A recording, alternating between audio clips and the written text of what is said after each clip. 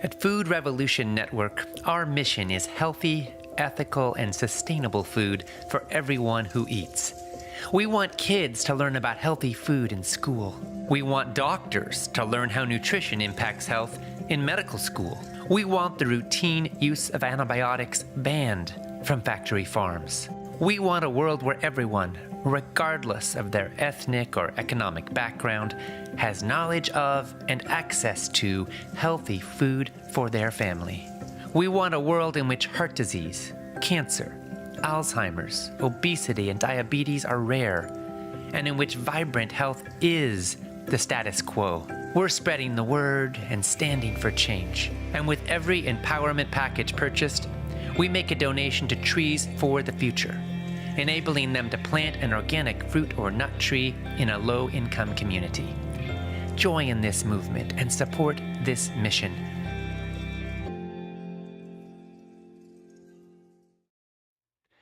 Good morning, good afternoon, good evening, good whatever time it is for you. Hello, I'm Ocean Robbins, excited to welcome you to Day 7 in the Food Revolution Summit Docuseries. We're going to begin our broadcast of Episode 7 in about 13 minutes. Today our focus is the science of nutrition, separating fact from fiction. We're going to dive into the studies and the controversies. What are the most comprehensive research projects ever conducted on food and health tell us? Do some people need animal products or supplements to be healthy? What vitamins or minerals or other nutrients do we all need to pay attention to? Do you need meat to get enough protein? And what kinds of protein are best? Do you need fish to get enough omega-3 fatty acids? Is grass-fed beef healthier?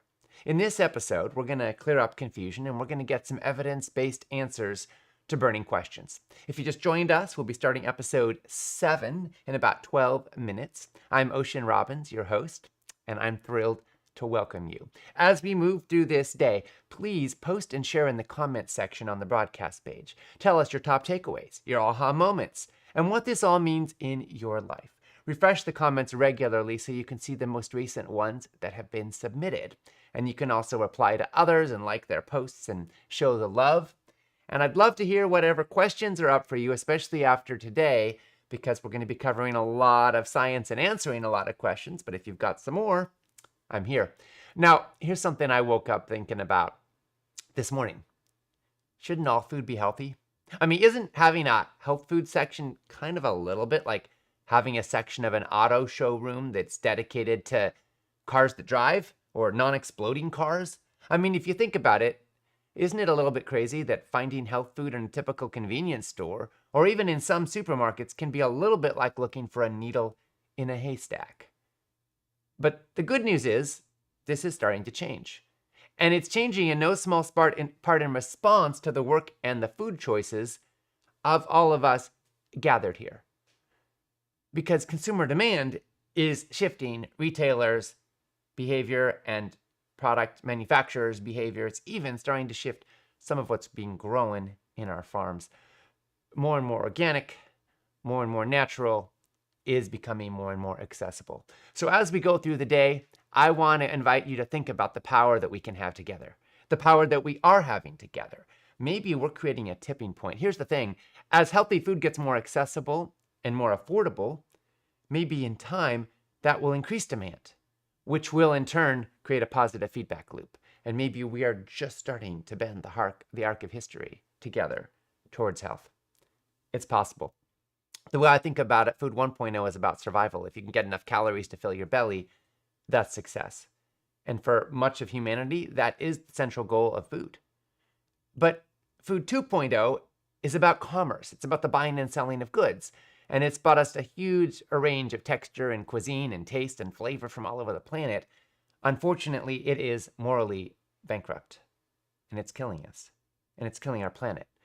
Which is why we're calling for Food 3.0, which is focused on health as its central organizing principle. Health for our bodies and health for our world.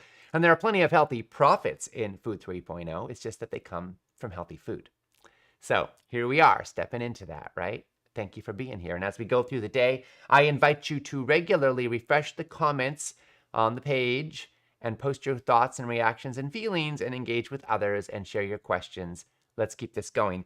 Tazamaz said, I'm so filled with gratitude that you all have put this out. I was close, but you put the complete picture into focus. Blessings to you all. I'm going to tell everyone willing to hear. You have no idea how much I have changed my health in only a week. I am back in the pool and surely grateful that you pushed me to get there. Sending everyone in FRN so much love.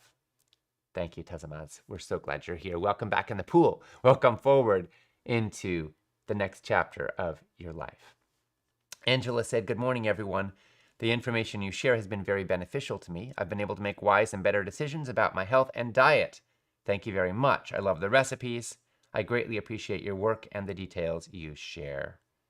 Angela, thank you. Yay, wonderful. And speaking of the recipes, if everyone doesn't know, every day of this summit, there are 3 more recipes of the day that are posted on the broadcast page, and they're amazing. They're whole foods, plant-based, super delicious, and they come from Nicole D'Andrea Russert, Food Revolution Network's lead dietitian and recipe developer, and my co-author, I'm so happy to say, of our forthcoming first ever cookbook. I'm going to show it again because I'm so excited. I just got my hands on an advanced copy, Real Superfoods.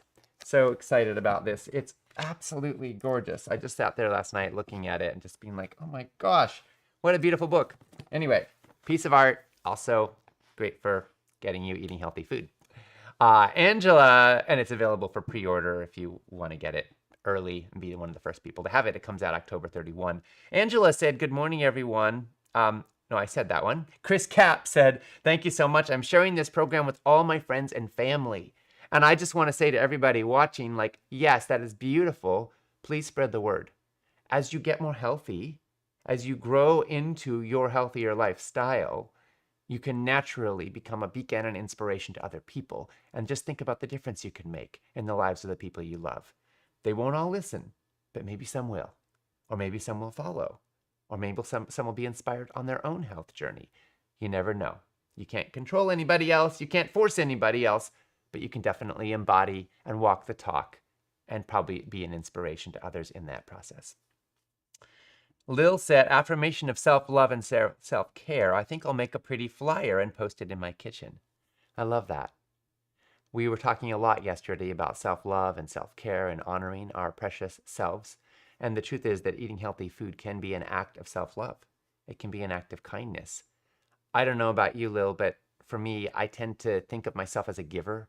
I love to serve and contribute to the lives of others, and that's kind of my identity, and it's also what brings me joy in a lot of ways.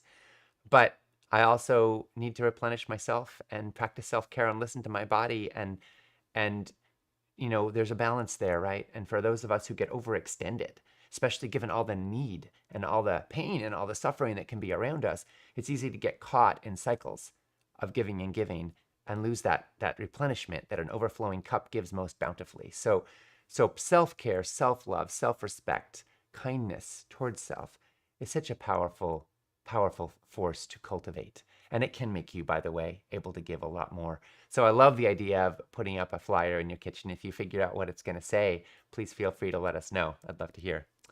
Kimberly said, I've absolutely loved this summit. I'm so thankful for all the wonderful science and information. I'm going to keep working toward this new lifestyle. Hopefully I can get some of this weight off and have a healthier me. Yes, Kimberly, we love that you're here, and we want to support you in being in your right-sized body. Whatever feels healthy and good to you, we're cheering you on every step of the way. And hopefully you've learned some things, especially from yesterday's episode, that can support you in that path. Jennifer said, removing dairy from our diet got rid of all my arthritis and fibro pain and got rid of my daughter's seizures. I also saw great progress in our autistic son. We also have no more eczema, constipation, dandruff, acne, or acid reflux. Dairy is toxic. Jennifer, wow. Well, it certainly sounds like dairy is toxic for your family. My goodness, what an amazing story. Thank you for sharing that with us. How heartwarming and inspiring and heartening. And I can only imagine the suffering you were going through dealing with all of those challenges. And I'm so glad that you've gotten so much benefit. Congratulations. And it's not that uncommon, by the way.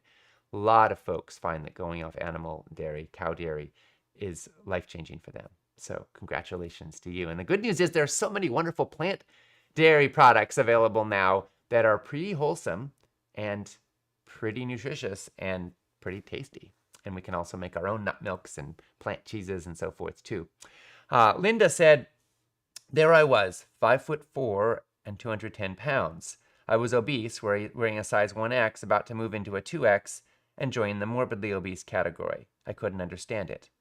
Then our local PBS station aired Forks Over Knives. What?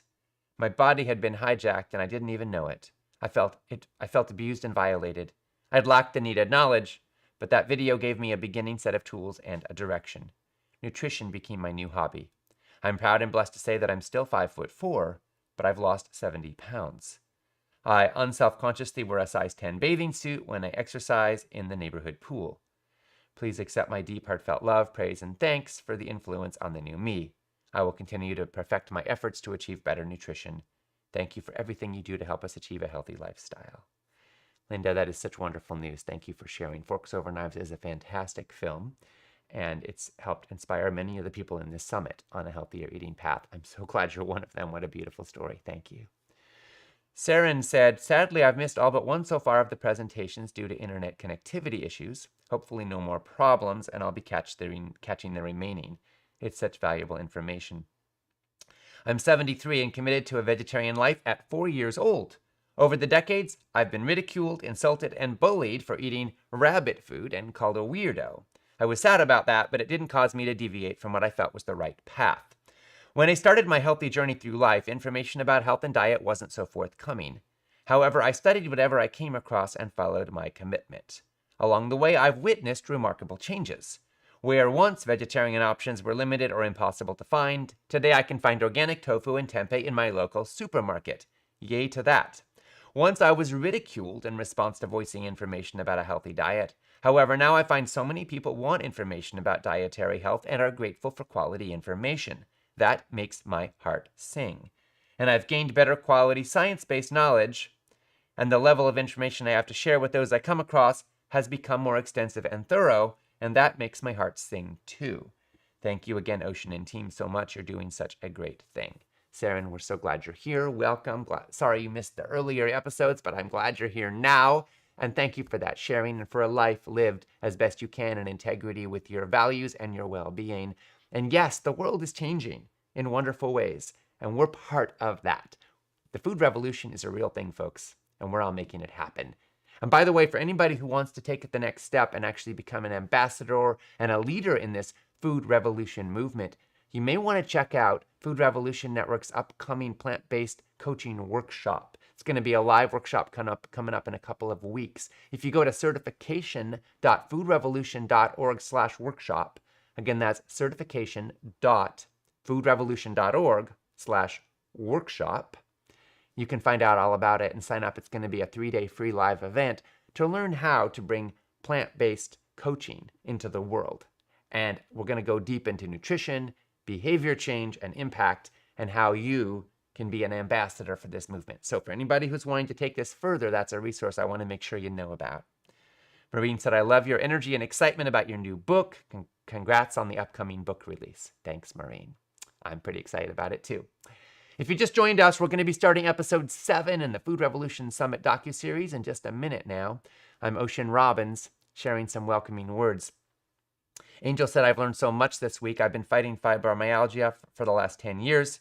I think it's more than that, but my blood tests keep coming back and forth on whether I have an autoimmune disorder. I wish I knew all this 10 years ago. I've tried both smoothie recipes and they've been amazing. I fear I can't give up meat completely, but I'm definitely cutting down my consumption of it and doubling my whole plant part of my diet. I've already cut out processed food and I've gotten some relief from my pain, but not completely. I'm so grateful that I found your summit. I believe you guys have saved my life. Thank you, Ocean, and your father too. Angel, thank you. We're with you. You don't have to make the perfect the enemy of the good. Thank you for doing what you can and leaning into healthier life. We're so glad you're here and that you're on the healing path, and we're sending you love and strength and joy every step of the way. All right, well, now it looks like it's about time to move into episode 7. As we go through this day again, please continue to share what you think, including your takeaways and your questions and how this lands in your life. Here we go. It's time for Food Revolution. The food revolution is taking over. The food revolution is life-changing. The food revolution is essential. Empowering. Imperative. The food revolution is rooted in compassion. Inspiring. Fantastic. Life-saving. The food revolution is transformative. It's powerful, and it's much needed in this time. It's time for a food revolution. It is time for a food revolution. It's time for a food revolution.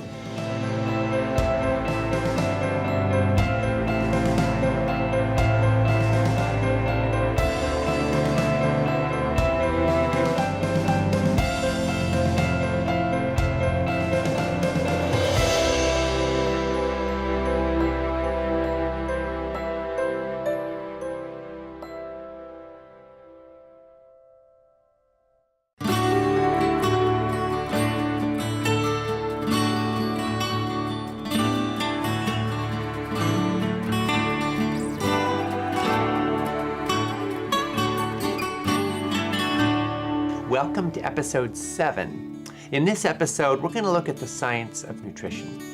We'll see what some of the largest and most comprehensive studies ever conducted on nutrition and human health have to teach us. And we're going to look at a lot of the controversies and complexities, some of which keep people up at night.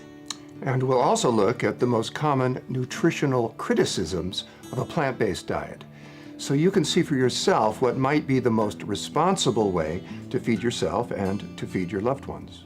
And we're going to look at responsible supplementation, because as you're going to see, there are a few important nutrients in short supply in today's world, sometimes even regardless of how or what you're eating. So let's dive into the why and the how and the concerns about optimal nutrition.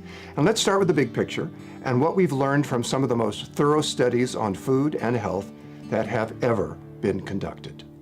You can literally change everything in very short order by consuming a different diet. You're literally rebuilding yourself. So it affects your gut microbiome. And by affecting your gut microbiome, you're affecting the inflammation in your body, the oxidative stress, you're affecting your brain, you're affecting the way that every cell functions. It's like, when you think about a spider web or something like that, when you affect one strand, you affect everything. And so when you start to change what you eat, you reduce your blood pressure, you reduce your blood cholesterol levels, you reduce your the sugar that's floating around in your blood, your arteries start to function better, your heart pumps more efficiently. It changes everything, and it's all good. That makes so much sense, at least in theory. But is there really evidence to back it up? When we look at how human beings eat around the world, what do we learn about the link between their diets and their level of health? An epidemiological study is a way of looking at how diseases or health problems affect groups of people and what factors might be causing them. Dr. T. Colin Campbell helped guide the largest and most comprehensive epidemiological study in the history of the world, involving data from 800 million people. We had this big project in China. It was a large survey. The New York Times called it the Grand Prix of epidemiology studies. But in any case, this was a project in China involving 6,500 families scattered across the country. What we learned is we could turn cancer on and off simply by just regulating the consumption of animal protein. Animal protein had this property of controlling the development of cancer, really remarkable. To my knowledge, it had never been demonstrated before in science for any kind of cancer or any kind of nutrient, because usually we think of cancer as a genetic disease. It starts with a gene, a mutated gene, and away we go. But in this case, we were turning it on and off. The China study opportunity came along when senior scientists from China wanted to come to Cornell. We talked, we learned about how the Chinese had developed this magnanimous, incredible survey of their population, about 800 million people, about how much cancer existed in some areas of the country. And so we set up the program in China and then collected all this information. The Chinese themselves, involved in 200 and some workers, went around the country at a total of 130 villages and collected the data to see why is cancer very high in one region and much lower in another region. It was fantastic. So we measure all kinds of things, from blood samples, urine samples, et cetera, questionnaires. And what I learned from that was that, yes, animal protein is a problem. At the end of the day, what we found, mostly in rural China, they didn't consume very much animal food, very little. On average, about 10% of what we do here, mostly like feast days and stuff like that. And what we found was that in that setting, their level of serum cholesterol related to heart disease was extraordinarily low. Like the average was 126 for total cholesterol, for example. And so then I was able to look at the range of cholesterol going from 88 to 100 about 160 or so, average 126. In that range, as the animal protein went up, serum cholesterol went up, and all the Western diseases we're familiar with, like diabetes and heart disease and all these, about a dozen different cancers, they all responded in a very similar way to this dietary change.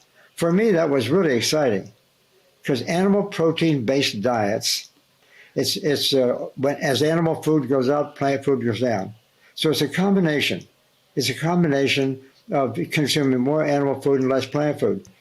And so it just suggested that nutrition, particularly, that's the biological expression of food, the nutrition was working in a way that affected all these diseases simultaneously. The study that Dr. Campbell helped guide was called the China study. And the results were striking, but were they an outlier? I mean, do we have any well-designed long-term studies involving large numbers of people from, say, the United States? And for that, we look at a very health-conscious religious community known as the Seventh-day Adventists. The Seventh-day Adventists actually, a lot of them have a vegetarian diet or a vegan diet. There tends to be a lower amount of meat intake for the average Seventh-day Adventist. But some of them eat meat, some of them only eat fish. But they also, they have a high social connectivity. Seventh-day Adventists also tend to not smoke. They tend to not use alcohol very much. So it was a fascinating sort of population that was different from the average population. So that was first initially discovered. Then there was something called the Adventist Health Study 1. That was looking at Californian Adventists and non-Adventists in California. And that study basically showed the 10-year difference. The 10-year difference was the average Seventh-day Adventist lived about 10 years longer than the average other Californian. And why was it? Well, it seemed to have a lot to do with their diet choices, as well as obviously the less smoking, the less drinking, higher social connectivity, all of those things. Out of that, Dan Buettner designated Loma Linda as a blue zone. Loma Linda is obviously just one part of Seventh-day Adventists, but it's the most concentrated part of Seventh-day Adventists in California.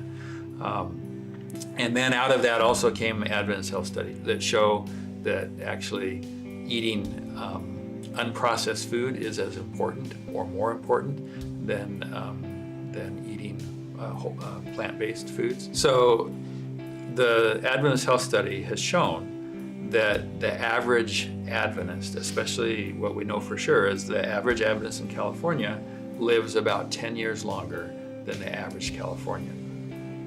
So this is documented. So the current Adventist Health Study, Adventist Health Study 2, divides Adventists into 5 categories. So there's the vegans. These are people that have no dairy, no animal products whatsoever. And then there's the vegetarians. So these are people that are lacto-ovo. They have some dairy maybe, they have a few eggs. And then there's the pescatarians. So these are people that have some fish along with maybe a little bit of dairy.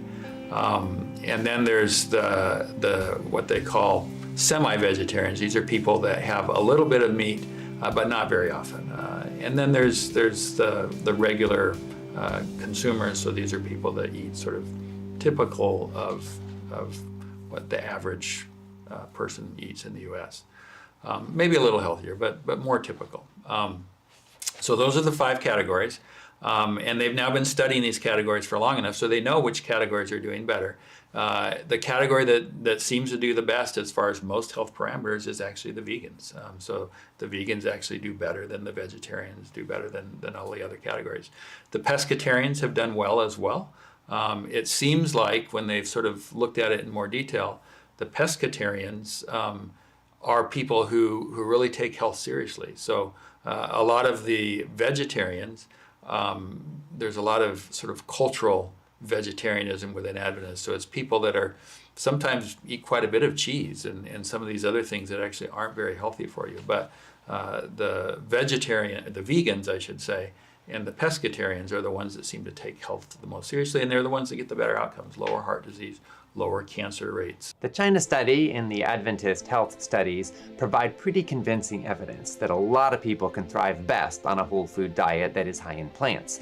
The fact that the plant-based Seventh-day Adventists outlive other Americans by about 10 years is certainly compelling. But a lot of people are concerned about getting enough vitamins, and some people believe that there are some vitamins we really need to get from meat or else from supplements. So let's take a look. So there are 13 vitamins, and so it goes in alphabetical order.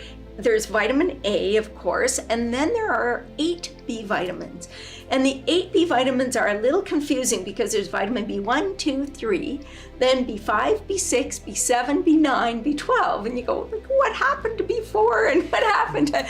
But sometimes there are, chemicals that people thought were vitamins that didn't end up being vitamins and so forth. But so those are the B vitamins, and then vitamin C, D, E, and vitamin K.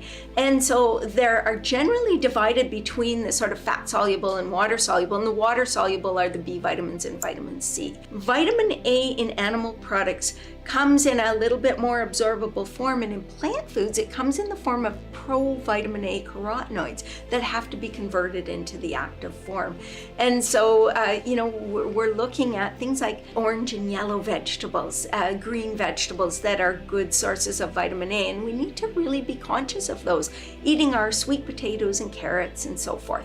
And vitamin A is a nutrient that's really important. It's almost like a hormone, and it affects growth, and it affects our eyes and our skin and our hair and all sorts of things. So we just need to be sure that we're getting reliable sources. And then the B vitamins, all of these, there are many different B vitamins and they have different roles, but generally if we're to lump them into one category, they're the nutrients that serve as cofactors or precursors to cofactors for metabolism. So they help us to take care of, using the energy we're eating, whether it's from carbohydrates, fat, or protein. And so they're really important nutrients. And then vitamin C, well, many people are aware it's important for immune function, but it's also important for the formation of neurotransmitters and L-carnitine. And so our immune function helps us to absorb iron. And so it does all sorts of wonderful things. It's not an issue for plant-based eaters. We get way more vitamin C because it's concentrated in fruits and vegetables. So we get way more than omnivores would get. Vitamin E is something to be aware of because vitamin E tends to be in high-fat foods. So in things like seeds and nuts, almonds and sunflower seeds are the richest sources, but all nuts and seeds are sources, and vegetable oils are sources. So people that eat super low-fat diets, sometimes their vitamin E intake is a little questionable, and they just need to think about that. So these vitamins A, C, and E, are best found in plants. There is no question about that, if we eat, as you mentioned earlier, a rainbow of colors, we will get all of these nutrients our eyes need. So vitamin C, for example, we can get that from citrus fruits. We can also get it from green leafy vegetables.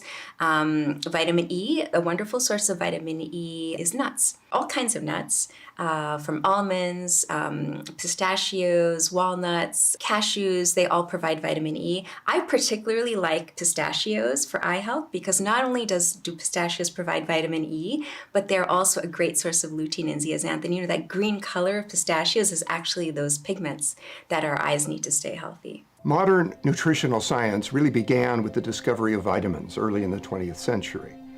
It was then a revolutionary discovery because it allowed us to prevent and to treat vitamin deficiencies that had been a significant cause of death and disease. And this basically transformed public health. The problem, though, isn't that doctors are being taught that vitamin A deficiency can lead to night blindness and increase susceptibility to infections. It's good that they're taught that. And it's good that they're taught that a vitamin D deficiency can lead to rickets in children and can cause weak bones and skeletal deformities at all ages. And it's really important for doctors to learn that a vitamin B12 deficiency can lead to pernicious anemia, or that a vitamin C deficiency can lead to scurvy, or that a deficiency of vitamin B1 can lead to the disease beriberi. All of that is well and good. Yes, it is. But when nutritional education in medical schools focuses almost entirely on diseases of nutrient deficiency, there's something really big that's missing. And that is the study and exploration of the big picture of how diet affects human health.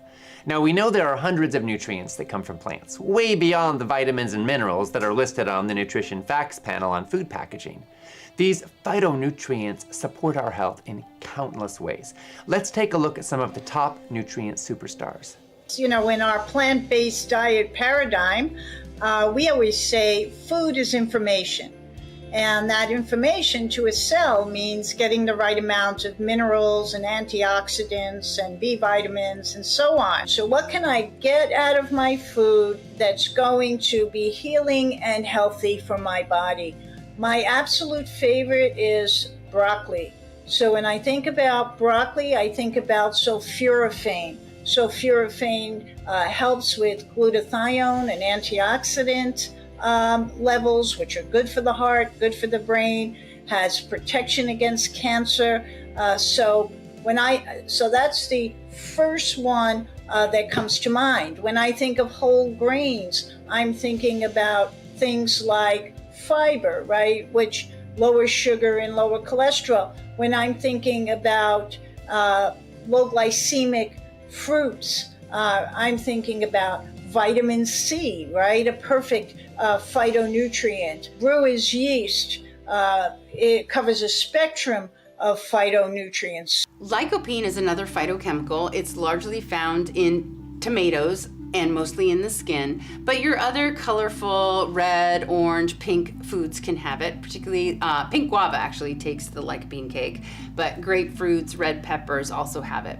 Lycopene is one of those interesting compounds that likes to be cooked. While many of our phytonutrients are best eaten in a raw state, like the sulforaphane that comes from eating raw broccoli, lycopene's an outlier. It's like, cook me up. But these chemicals, these nutrients, get into your bloodstream and exert powers on your behalf.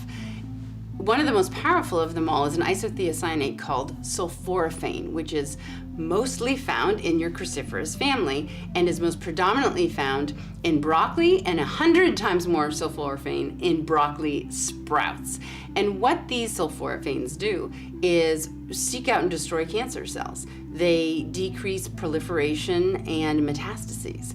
The other superpower in our cruciferous family is in indole-3-carbinol, which excretes excess estrogen out the urinary door. So estrogen, being associated with elevated cancer risk, is decreased. How much? There was a really good study following 52,000 African American women and found that those who consumed simply one serving a day of cruciferous vegetables, particularly, had 41% less premenopausal breast cancer, which is pretty astounding just coming from your lowly broccoli. Another wonderful plant food that I'm a huge fan of are just berries in general. And berries have a number of different polyphenols, anthocyanins, flavonoids, different compounds in them that interact directly with mitochondria to stimulate an increase in the antioxidative and detoxification capacities of mitochondria. And they stimulate a pathway called the NRF2 pathway. And this is a hormetic pathway. This has to do with how stress actually interacts with our mitochondria and acts as a signaling molecule to stimulate adaptations at the level of the mitochondria that actually make them stronger. In particular, by creating a small amount of pro-oxidative stress on the mitochondria adapt to that situation, just like a muscle adapts to being challenged by being asked to lift a heavy weight. The mitochondria adapt to this situation by increasing their own internal antioxidant capacity.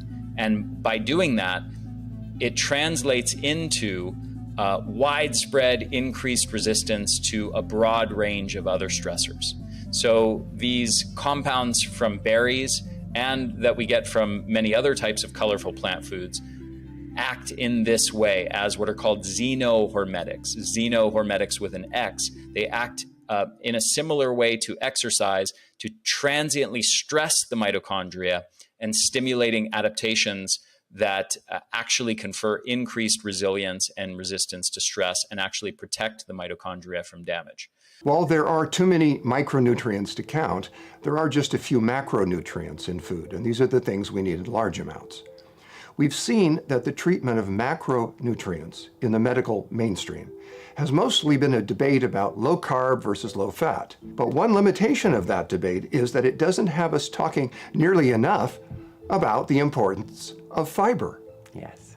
You know, if you look at the real nutritional crisis in America today, it's fiber. Only 4% of the population of any age group, male or female, is getting enough fiber. And those are actually low numbers, 25 to 35 grams of fiber. Really, if we look at the health benefits of fiber, we should be above 50 grams, and almost nobody is getting enough fiber. So while everybody's talking about protein, we don't have a protein crisis in America. We're all actually eating too much protein. The real crisis is fiber. And the only place we really get fiber is whole plants. There are 2 large studies that have shown that for optimal health, we should be consuming at least 10 servings of fruits or vegetables every day. And if we did that, we would save 7.8 million lives every year.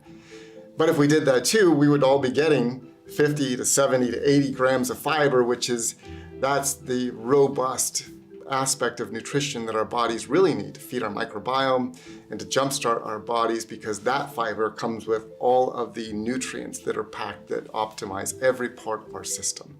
By and large, bacteria need fiber to replicate and to do the various things that they want to do in terms of making vitamins, neurotransmitters, short-chain fatty acids, etc. So the type of fiber that should be in the human diet to nurture our gut bacteria has gone by the term prebiotic fiber.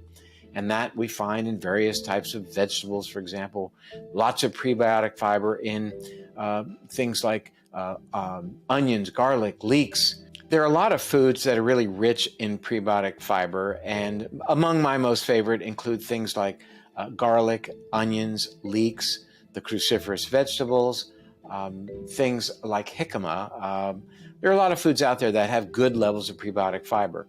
You know, in general, eating a diet that's more plant-based is a good way of ensuring that you're going to get more fiber and hopefully enough prebiotic fiber. And large database studies on nutrition have shown this, that most Americans are not consuming enough fiber in their diet, and yet it's so easy to do because we get fiber from, vegetables, fruit, beans, nuts, seeds, legumes, and healthy whole grains. And so these are easy to obtain in our diet. You cannot actually get fiber from other food sources. We've seen that there's a huge difference between whole food carbohydrates and those that come from processed sugar and refined flour. And similarly, not all fats have the same impact on our bodies or our health.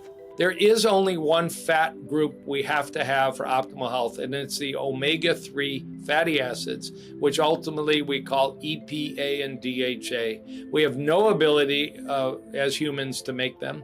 We need them to incorporate in those cell membranes that cholesterol also gets incorporated in, optimal brain function, optimal cholesterol control, joint health, inflammation health. Have your ground flaxseed on your oatmeal. Eat your chia pudding. Put your hemp hearts on a salad. Eat walnuts, maybe over other nuts because of their omega-3 precursors. Eat leafy greens and other sources. And if needed, supplement with a plant-based omega-3 source, which is derived from algae and very clean. There are saturated fats, And then there are unsaturated fats we break down into polyunsaturated and monounsaturated.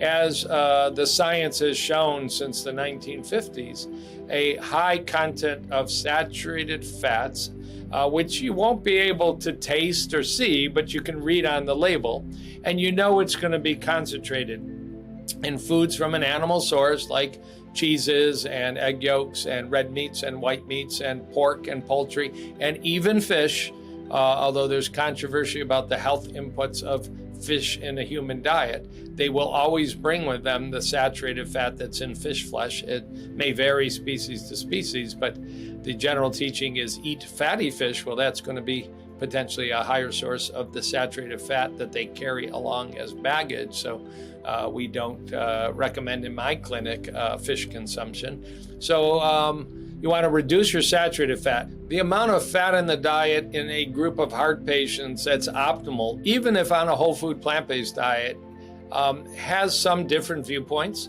It's a testimonial to how flexible human physiology is. We can thrive and grow and procreate and have children on a variety of diets. But the real question is, what is favoring optimal health, avoidance of disease, avoidance of prescription drugs, longevity, and that's where the food wars begin. There's no doubt in the field of cardiovascular disease, the whole food plant-based diet wins, and there are slight nuances in the medical literature. The very low fat, by not adding oils and any additional fat diets, as would be described by Dr. Esselstyn, as taught by Dr. Ornish, a little variation by Dr. Furman because a bit more tolerant of avocados and nuts, raising the fat content, but not oils and added fats, all have resulted in massive clinical improvement. Is there room for a little relaxed approach to the fat content in the diet? Certainly not by fried foods and not by reintroducing animal foods like hamburgers and cheese. But amongst the plant-based choices, there is some data that there's a flexibility that all can be consistent with health. There's studies, from the island of Crete that they had a high-fat diet with a very low heart rate, but it was not based on animal fats. It was plant fat. So you have to really take the entirety of the data. But for the sick heart patient, we're going to go with that low-fat diet for sure. There's another macronutrient that a lot of people are wondering about, and that's protein. How much protein do we need? And how much is optimal for the human body at different stages of life? It turns out that many of us might actually be getting too much. Well, the amount needed, that's been officially and formally determined since 1943 by the Institute of Medicine, National Academy of Science, and they review that every 5 years. The amount of protein recommended is 10% of the calories that we consume, 10%. And that all can be provided by plants. We do not need animal protein to get protein because the animal protein, turns on cancer and things like that. Now, it turns out that the average diet in the United States, however, and other Western countries, is around 17 to 18%. I mean, that's 70 to 80% higher. And 75% of that protein that we're consuming is 70 to 75% is from animal sources. So we're consuming an animal protein-rich diet that's 70 to 80% above the amount recommended. When we think about the possibility of consuming excess protein, we have just so many studies. You'd be shocked how many studies that have assessed protein intakes in humans and the potential outcomes in terms of mortality and disease risk. And they consistently show the same thing. When you get your protein from animal products, you live a shorter life and you have a higher risk of all kinds of diseases. Whereas when you get your protein from plants, it does the exact opposite. It increases lifespan, it reduces risk of disease. And so if you're swapping animal protein for plant protein, it's a very good swap. In a plant-based diet, it's hard to overdo protein if you're eating truly whole plant foods, because we average, 14, 15% of calories from protein on mixed plant-based diets. So you're not going to be overdoing protein unless you're eating a lot of protein powders and veggie meats and all of that. So I would say, for most people, you're looking at 50, 60, 70 grams of protein a day. Some of us are getting too much protein, but are some plant-based eaters not getting enough? One of the assumptions in the plant-based world is that you can't blow protein. You can eat anything and get enough protein. That protein is just a non-issue. You don't have to be concerned about it. The mantra is often, doctors have never seen protein deficiencies. And while it is true that we don't see overt kwashiorkor in North America, we do see sort of a milder form of protein deficiency. And I can tell you, I have had many clients who are seniors who are having symptoms of suboptimal protein intake. So hair loss, thin skin, their muscle wasting, these are, brittle nails, standard signs of not getting enough protein. And then I'll do an analysis, a diet analysis, and they're eating 30 grams of protein a day. And it's not enough. So protein is so important. It's a building block. It's absolutely critical to building and rebuilding our body tissues. So during childhood, it's so important for growth, and a lack of protein can compromise growth. And of course, athletes need more and seniors need more. But for seniors, the issue is that the ability to absorb protein is reduced in seniors. And so in some countries, they actually tack on 25% to the RDA for seniors. Now, this is an issue because as you get older, you tend to eat less. And so let's say you're an athlete who needs 1.2 grams of protein per kilogram body weight, and you weigh, 75 kilograms, and you need 90 grams of protein a day. But you're eating 3,000 calories a day. Well, that would probably amount to about 12% of your calories from protein. It's easy to do for an athlete who's eating a lot of food. But for a senior who's eating 1,800 calories a day, who needs 1.2 grams of protein a day, it's a lot harder. The best plant-based sources of protein are definitely legumes. So lentils are very rich, and other beans.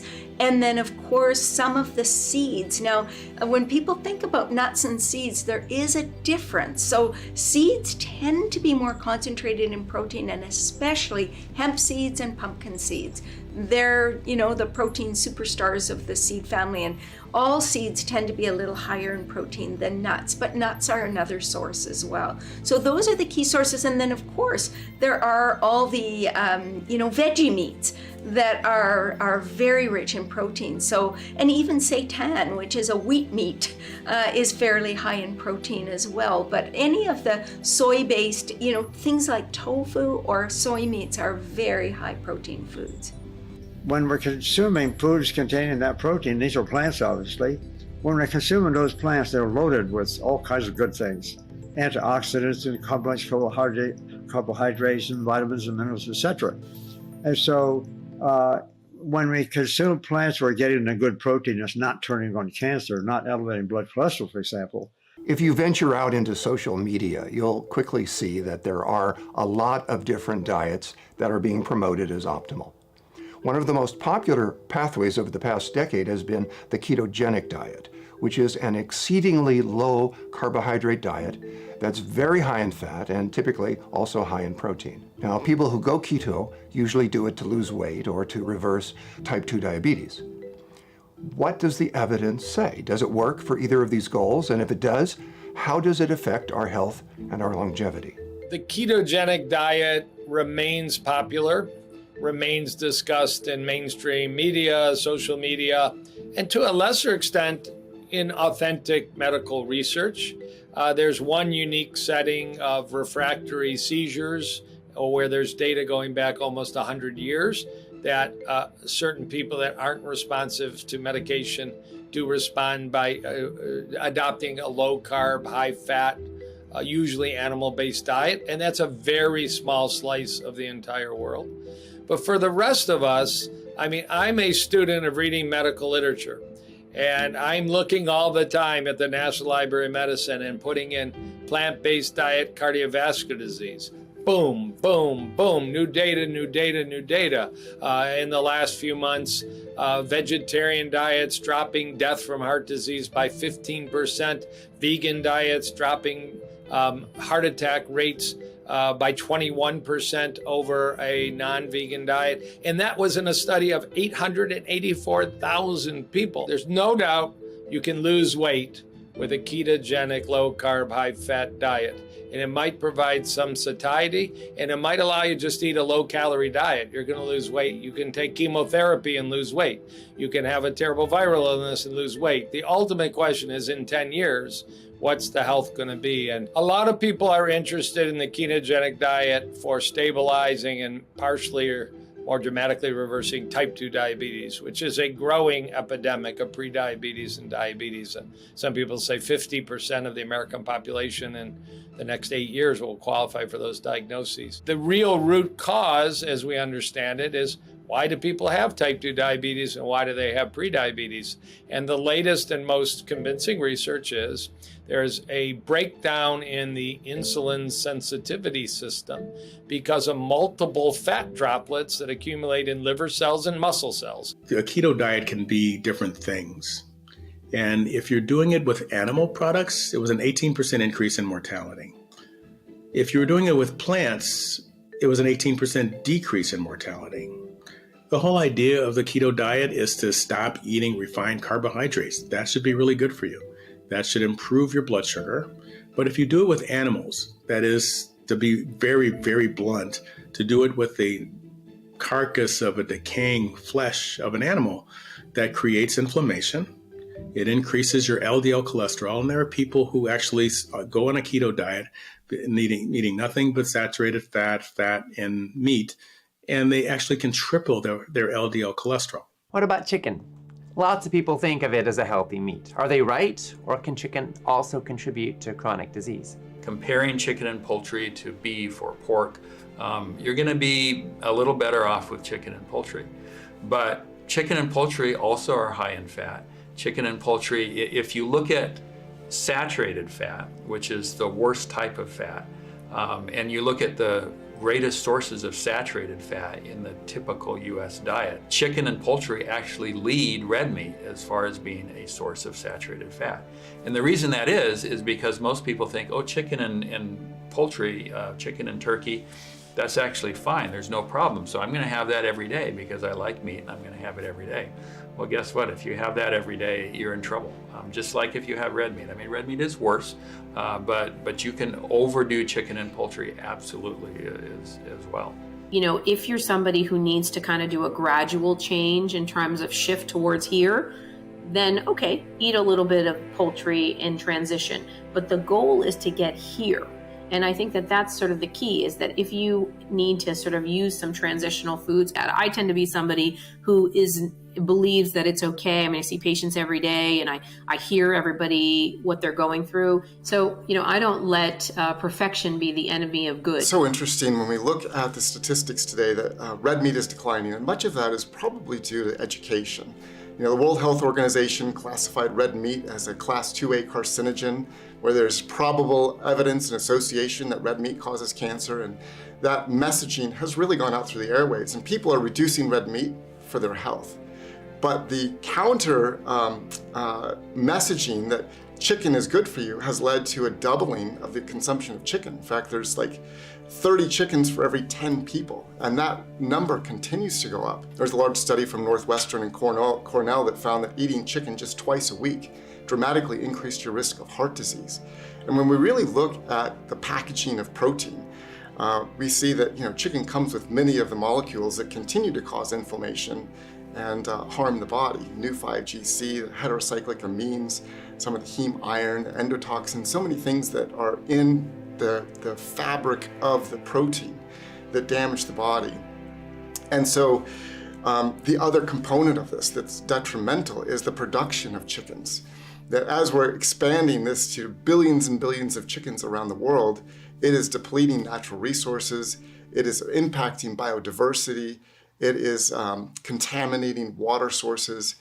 And so on a global scale, it's a negative, impacting people's health, impacting biodiversity, impacting waterways, impacting soil, impacting forests.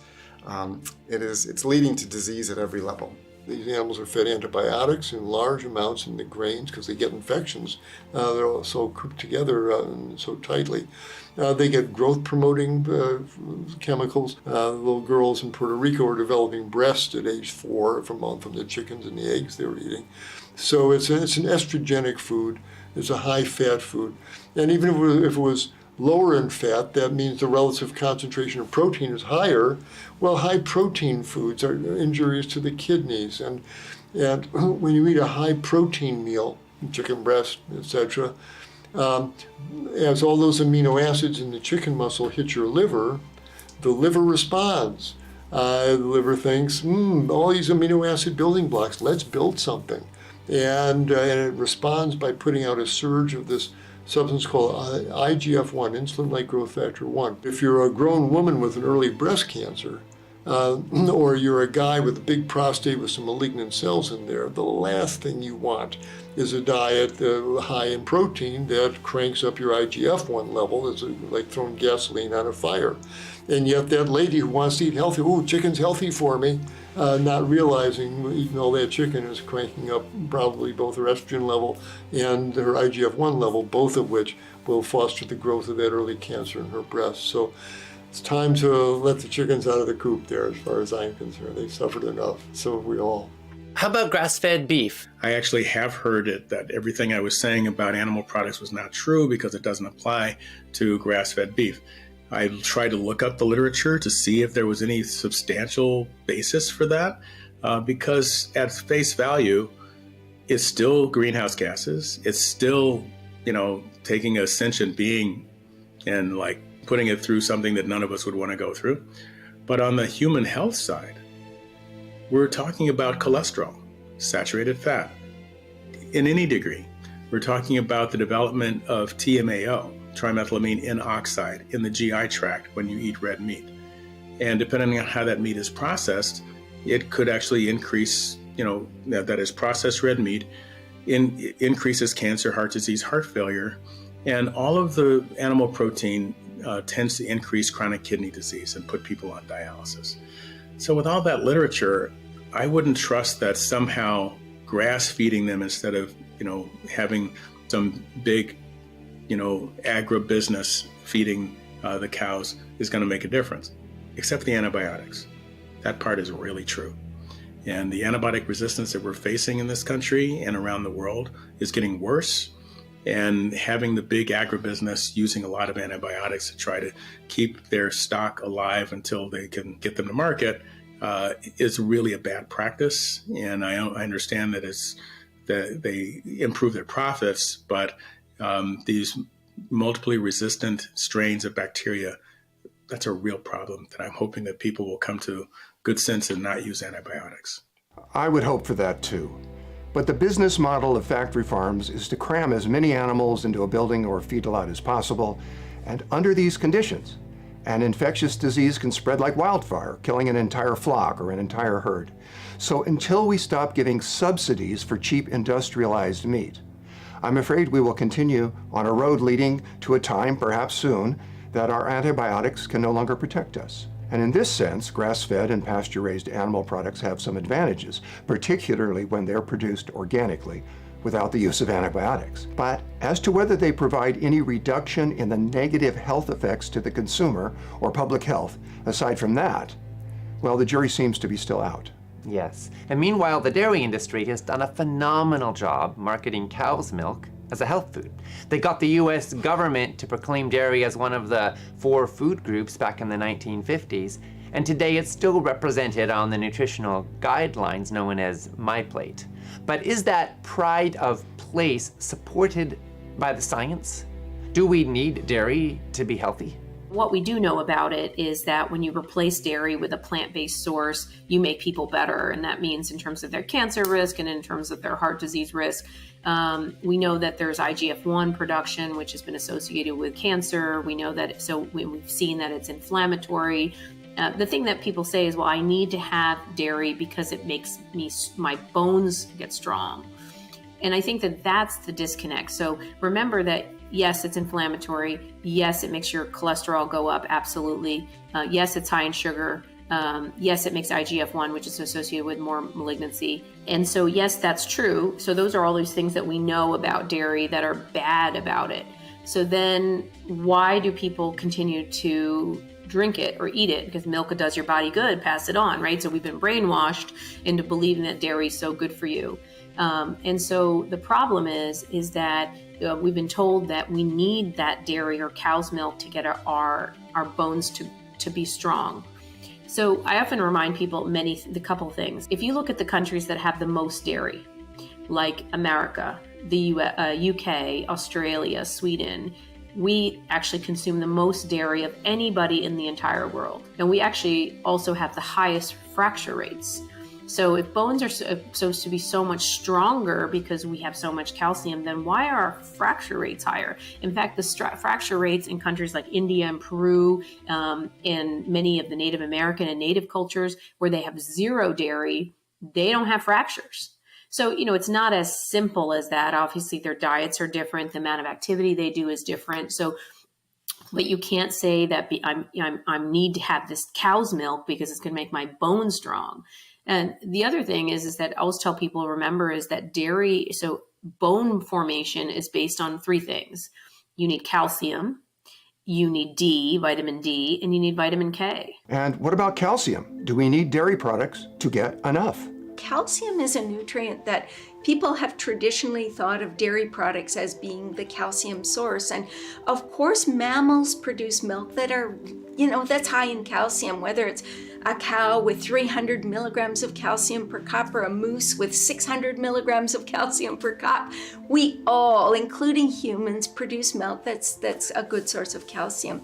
Now, for people, if you look at Paleolithic times, humans averaged 1,000 to 1,500 milligrams of calcium per day without a single drop of cow's milk. Most of it came from plants that they collected. It's absolutely possible to get enough calcium without any dairy products at all. But the issue is that most of our nutritional materials, nutrition education materials, are geared towards omnivores, and so dairy products tend to be, front and center, and that's how most people think of calcium. They think of dairy products. And so, if you eat a really good whole food plant-based diet and you're eating a wide variety of foods and you're conscious of the low oxalate greens versus high oxalate greens. Low oxalate greens tend to be, provide a very highly absorbable calcium, almost double the absorption rate compared to cow's milk. If you're including tofu made with calcium and lots of healthy beans and nuts and seeds and so forth, you'll probably get somewhere 5 to 6 or 7 or 800 milligrams of calcium a day.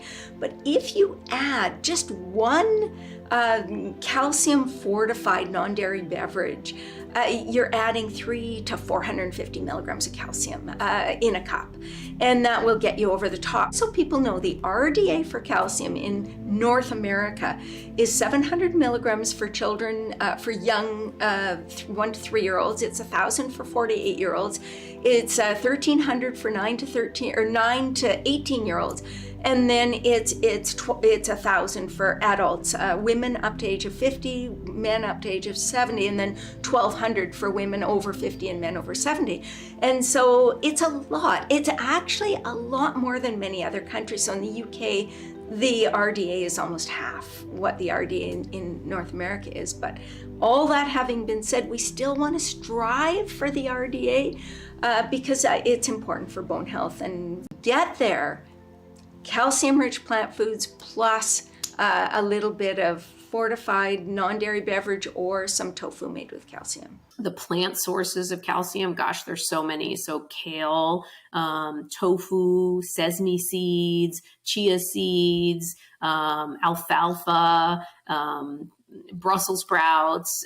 Gosh, there's so many sources that are out there. And so what I often tell people is just Google calcium sort of plant-based sources of calcium, beans, and then eat all of those, eat all of those every day, and you're going to do just fine because you're getting all that vitamin K from eating those greens, and then you're getting that calcium, and then you're having your D, and then you walk every day and get that impact, and you're going to have great strong bones. We've seen that it's possible to get nutrients that a lot of people are worried about from a varied plant-based diet. We don't need dairy for calcium.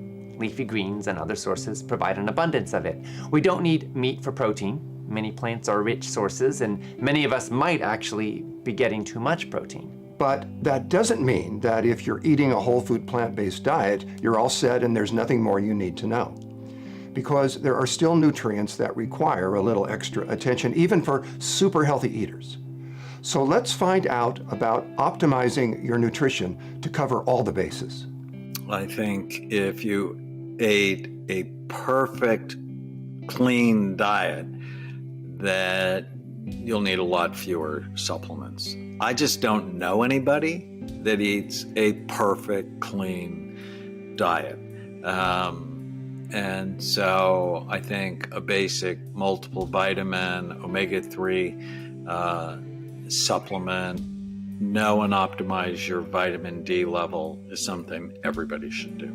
Yeah, I mean, I think that I'm a believer in responsible supplementation. And like yourself, I feel that all of your nutrients should be met through the foods that you're eating because those nutrients are being delivered to you in a very complicated matrix that includes fiber and cofactors and all the like that enhance the bioavailability of those nutrients. And when you are taking exogenous supplements that are extracted from that food matrix, there is a bioavailability problem. Just because you're taking it doesn't mean that your body is necessarily absorbing them appropriately, nor putting them to use in the manner in which you might suspect. So caution is advised, and I'm certainly not a doctor. And I don't overdo it with supplements. You know, I do take some protein powder from time to time, but that's not how I'm meeting my protein needs. If I'm training super hard or feeling run down, a scoop of, plant-based powder or any of the, kind of different types of plant-based proteins that are out there is a fine thing to do as long as you're not using it as an excuse to skip the lentils and the beans, et cetera. Beyond that, B12, anybody who's on a plant-based diet knows that they should be supplementing with B12. So B12 is the biggie. It is the nutrient that you really don't find in any appreciable amount in plant foods. So mushrooms might have a little bit, some seaweeds or algae will have a little bit, but with seaweed, if you dry the seaweed, some of that B12 will be converted from active B12 to what we call inactive B12 that might attach to a receptor site and actually not do the job B12 is supposed to do. And just so people know, the job B12 does is, the production of red blood cells, the nervous system. Like if you don't get enough B12 as an infant, for example, say your mother hasn't been including B12 as a pregnant woman and you're born with a lack of B12 stores, within weeks or months, you could develop irreversible brain damage. So B12 is a very important nutrient. And so we just need to take care of it. And a lot of people say, well, that just proves, humans need meat. But in fact, the biggest use of B12 supplements today is feeding animals B12 because we've really eliminated a lot of it from the food supply. And because we try to keep our food so sanitary, we eliminate B12 producing bacteria. And so we can get it from a couple of ways. Probably the most reliable way is to take a B12 supplement.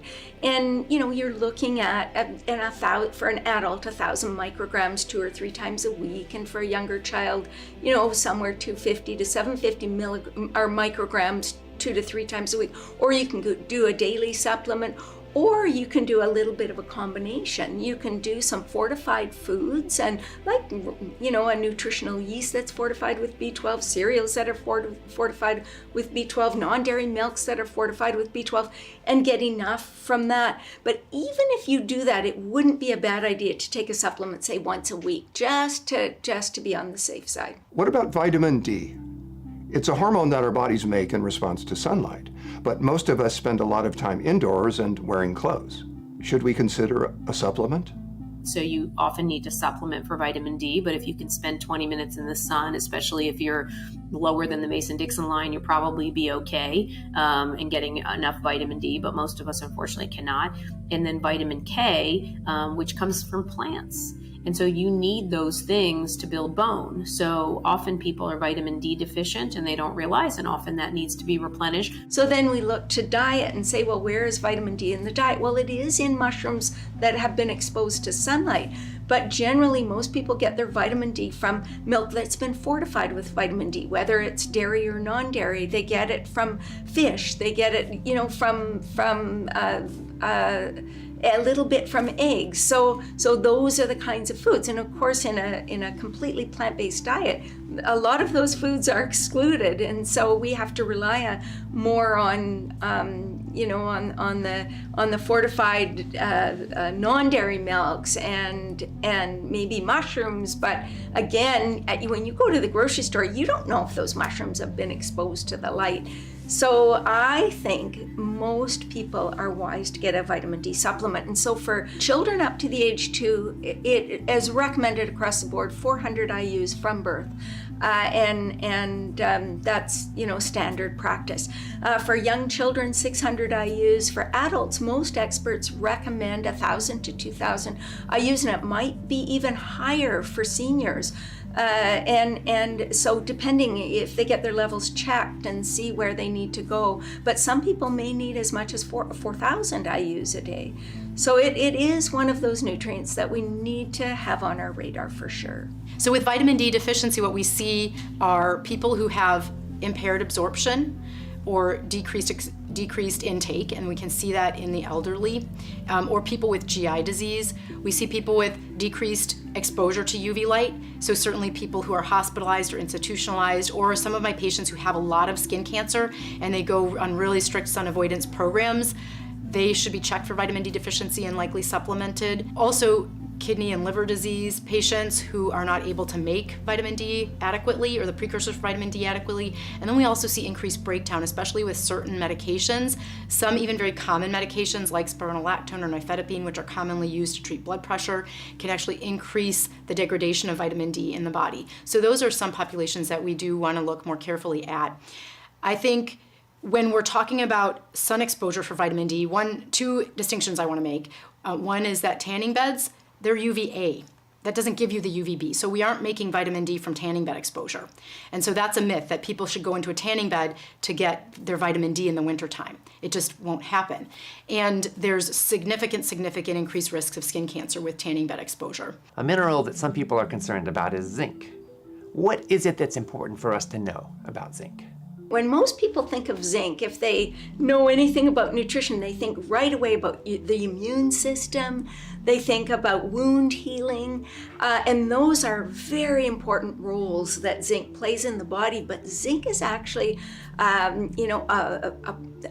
cofactor for hundreds of enzymes.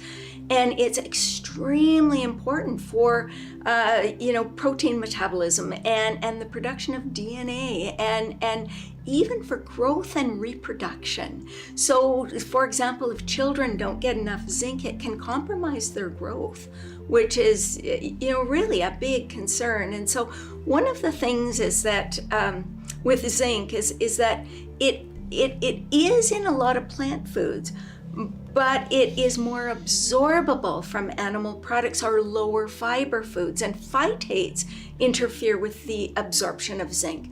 So even though people eating plant-based get almost as much or as much zinc, the numbers in the Vecchi studies looking at vegan children and youth, they were consuming the same or more zinc than the omnivorous children, but the absorption can be as much as 50% less.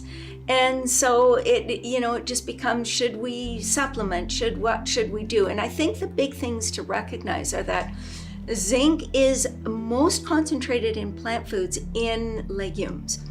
Some seeds as well, like pumpkin seeds and chia seeds are wonderful sources. Some nuts, like cashews and Brazil nuts and almonds are reasonable sources of zinc as well. And so we need to focus a little more on those foods. And we need to recognize, the other thing we need to recognize is for small children, that we should not be doing sort of single nutrient supplements for zinc. Because, for example, if a child needs, a young child, 3 milligrams of zinc, the upper limit might be 5 or 6. It's a very small window between the RDA and the upper limit. And so we need to be careful not to overdo a supplemental zinc. Zinc, of course, is something that we do get in plants, that we can analyze it to be in beans and nuts and green vegetables, but the phytic acid and some of these nutrients in plant foods bind zinc, and it's not as readily absorbed had you eaten meat or seafood. It's more readily absorbed from animal products. So vegans are marginally, or you could say comparatively deficient. Even though they're getting some zinc, they're not getting the full amount. And we've seen in many studies that zinc absorption goes down with aging. And when you have a marginal or suboptimal amount of zinc, and then you're aging and your levels go down further, it could be putting you at increased risk of infection-related death like pneumonia. And we know that the studies do show that zinc supplementation reduces risk of infection-related death like pneumonia and has beneficial effects on cancers like prostate and breast cancer. One vitamin that maybe doesn't get as much attention as it deserves is vitamin K. Now, vitamin K1 is critical to your blood's ability to clot and is abundant in the plant kingdom. Vitamin K2 is especially important for bone health, and it's found in large amounts in an Asian fermented soy food called natto, and in much smaller amounts in fermented foods like sauerkraut and kimchi. And your body can make it out of K1. But there is some debate as to whether vegans should take supplemental K2. Vitamin K is a nutrient that there's a little bit of controversy about because it comes in 2 forms. The plant form is generally K1, and with the exception of something called natto, which is a fermented soy product, which contains more K2 than anything that you could possibly eat. But generally, most of the K2 will come from animal products. But what we need to know is K2 is the form that's really important for bone health. And so when you consume K1, you have the ability to convert it to K2. But if you've just been on an antibiotic, you won't convert as efficiently. You have other cells that will convert as well in your body. But there is some debate whether or not we should be taking K2. And my take is, if you are at risk for osteoporosis or have osteoporosis, go ahead and take K2. And still eat lots of foods with K1 as well. Vitamin K2 is present in a lot of animal foods, but one has to look at certain fermented foods if you're eating largely plant-based to get that. And we can acquire it from eating sauerkraut, kimchi, the variety of good foods. Tempeh is, in fact, not only is it good as a source of protein and calcium, but it also is a good source of getting your vitamin K2. Earlier, we touched briefly on omega-3 fatty acids, but they're critically important to human health, so let's take a deeper look. The short-chain omega-3 fatty acid, ALA, is found abundantly in chia and flax seeds, and there's also some in walnuts, hemp seeds, and canola oil. But the long-chain omega-3 fatty acids, DHA and EPA, are found mainly in fish and in certain forms of algae, which is actually where the fish get it from. DHA and EPA in particular are critical for brain health, for cardiovascular health, and for bringing down chronic inflammation. So making sure we get enough of them is really important. Omega-3s people get really worried about because there are really two categories of omega-3s. One is called alpha-linolenic acid, and it's the essential fat, which you must get from your diet. The others are what we call the long-chain omega-3s, like EPA, DPA, DHA. And those long-chain omega-3s are the more biologically active omega-3s. They're super important for controlling inflammation and for brain health and for the cell membranes and production of eicosanoids and all of those things. So very, very important. Now, we technically can convert alpha-linolenic acid using these, desaturase enzymes to convert them to the longer chain fatty acids, but it's a fairly inefficient process. We might, 5 to 8% or so in most people. Now, young women convert more efficiently than men, but even that having been said, that there's a big question, are we better off eating fish? And the answer may come as a surprise to some people, but fish get most of their long chain omega-3s from something called microalgae. And microalgae is just, tiny plants in the ocean that we can actually grow, culture, and consume in that form without raping the ocean and killing a lot of fish. To me, that's a better choice. And it can be a safer choice too, because it's, fish are high on the food chain. They concentrate a lot of contaminants like heavy metals. And so we avoid that problem by taking the cultured microalgae. And, do we need it? Does everybody need it? We actually don't really know. But what we do know is that young children with developing brains, it may be a good idea. And elderly people may not convert the ALA very efficiently. It may be a good idea to help, retain brain matter as they get older. But also people who have diabetes, hypertension, they may not convert very well either. So there are some, implications there as well for taking a supplement. Another nutrient that a lot of plant-based eaters are worried about is iron. Do we need red meat in order to get enough? Iron is a nutrient that is important for, the delivery of oxygen to every cell of the body. It's, part of the hemoglobin molecule. And it's something that this may surprise people, but if you look at study after study after study, average intakes in omnivores we're talking adults, range from sort of 17 to 20 milligrams a day. Lacto-ovo vegetarians probably around 18 to 21 or 22, and in vegans probably 21 to 23 or 4. So they actually consume the most iron, but we absorb less iron from plant foods than from animal products with heme iron. So there are two types of iron. There's one that's called heme iron, and it's really blood iron. And it is absorbed rapidly, and 15 to 35% of heme iron is absorbed. It can act as a pro-oxidant and actually have detrimental effects on health. It can increase risk of diabetes and heart disease, for example.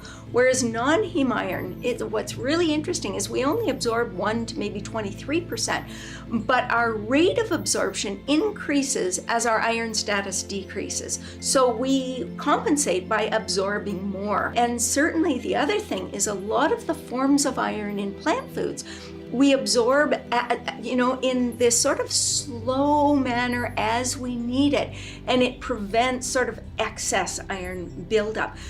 People who eat plant-based tend to have lower serum ferritin levels, which is the stores of iron.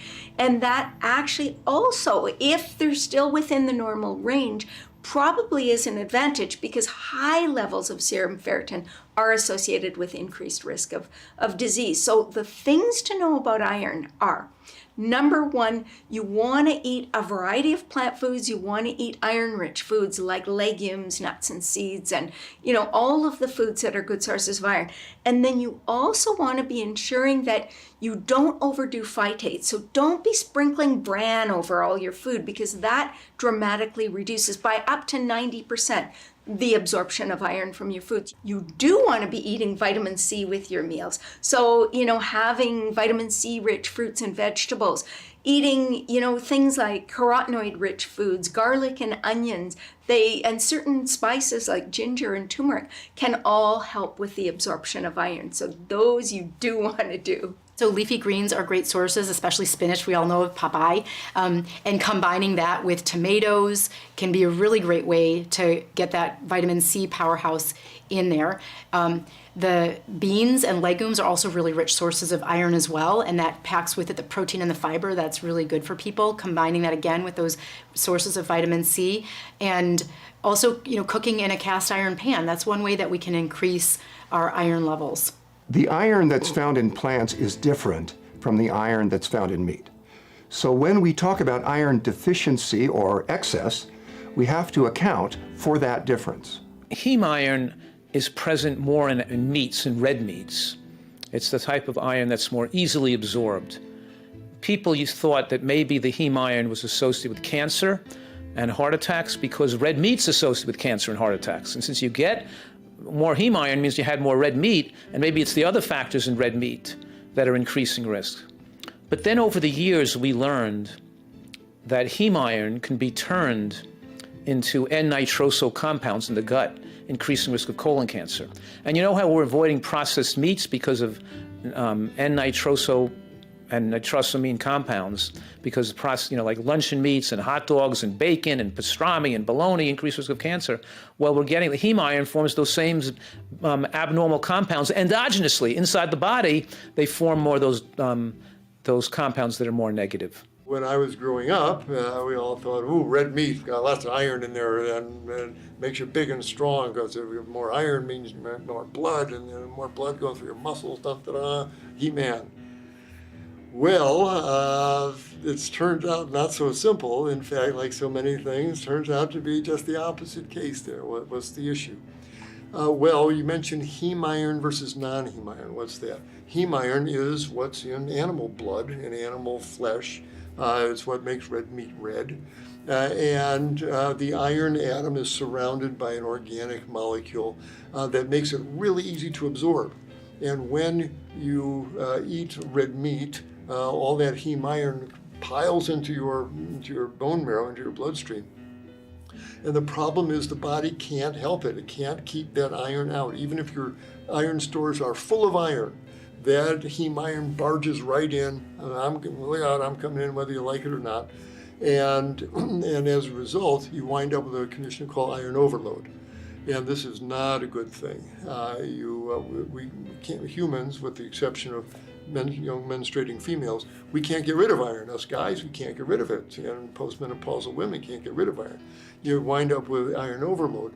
And as you said, that changes the chemical balance in our cells and our DNA and helps oncogenes, which are genes that promote cancer growth, to do their thing.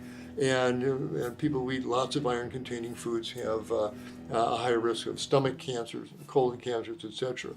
The mirror image of this, of course, is Popeye the Sailor Man.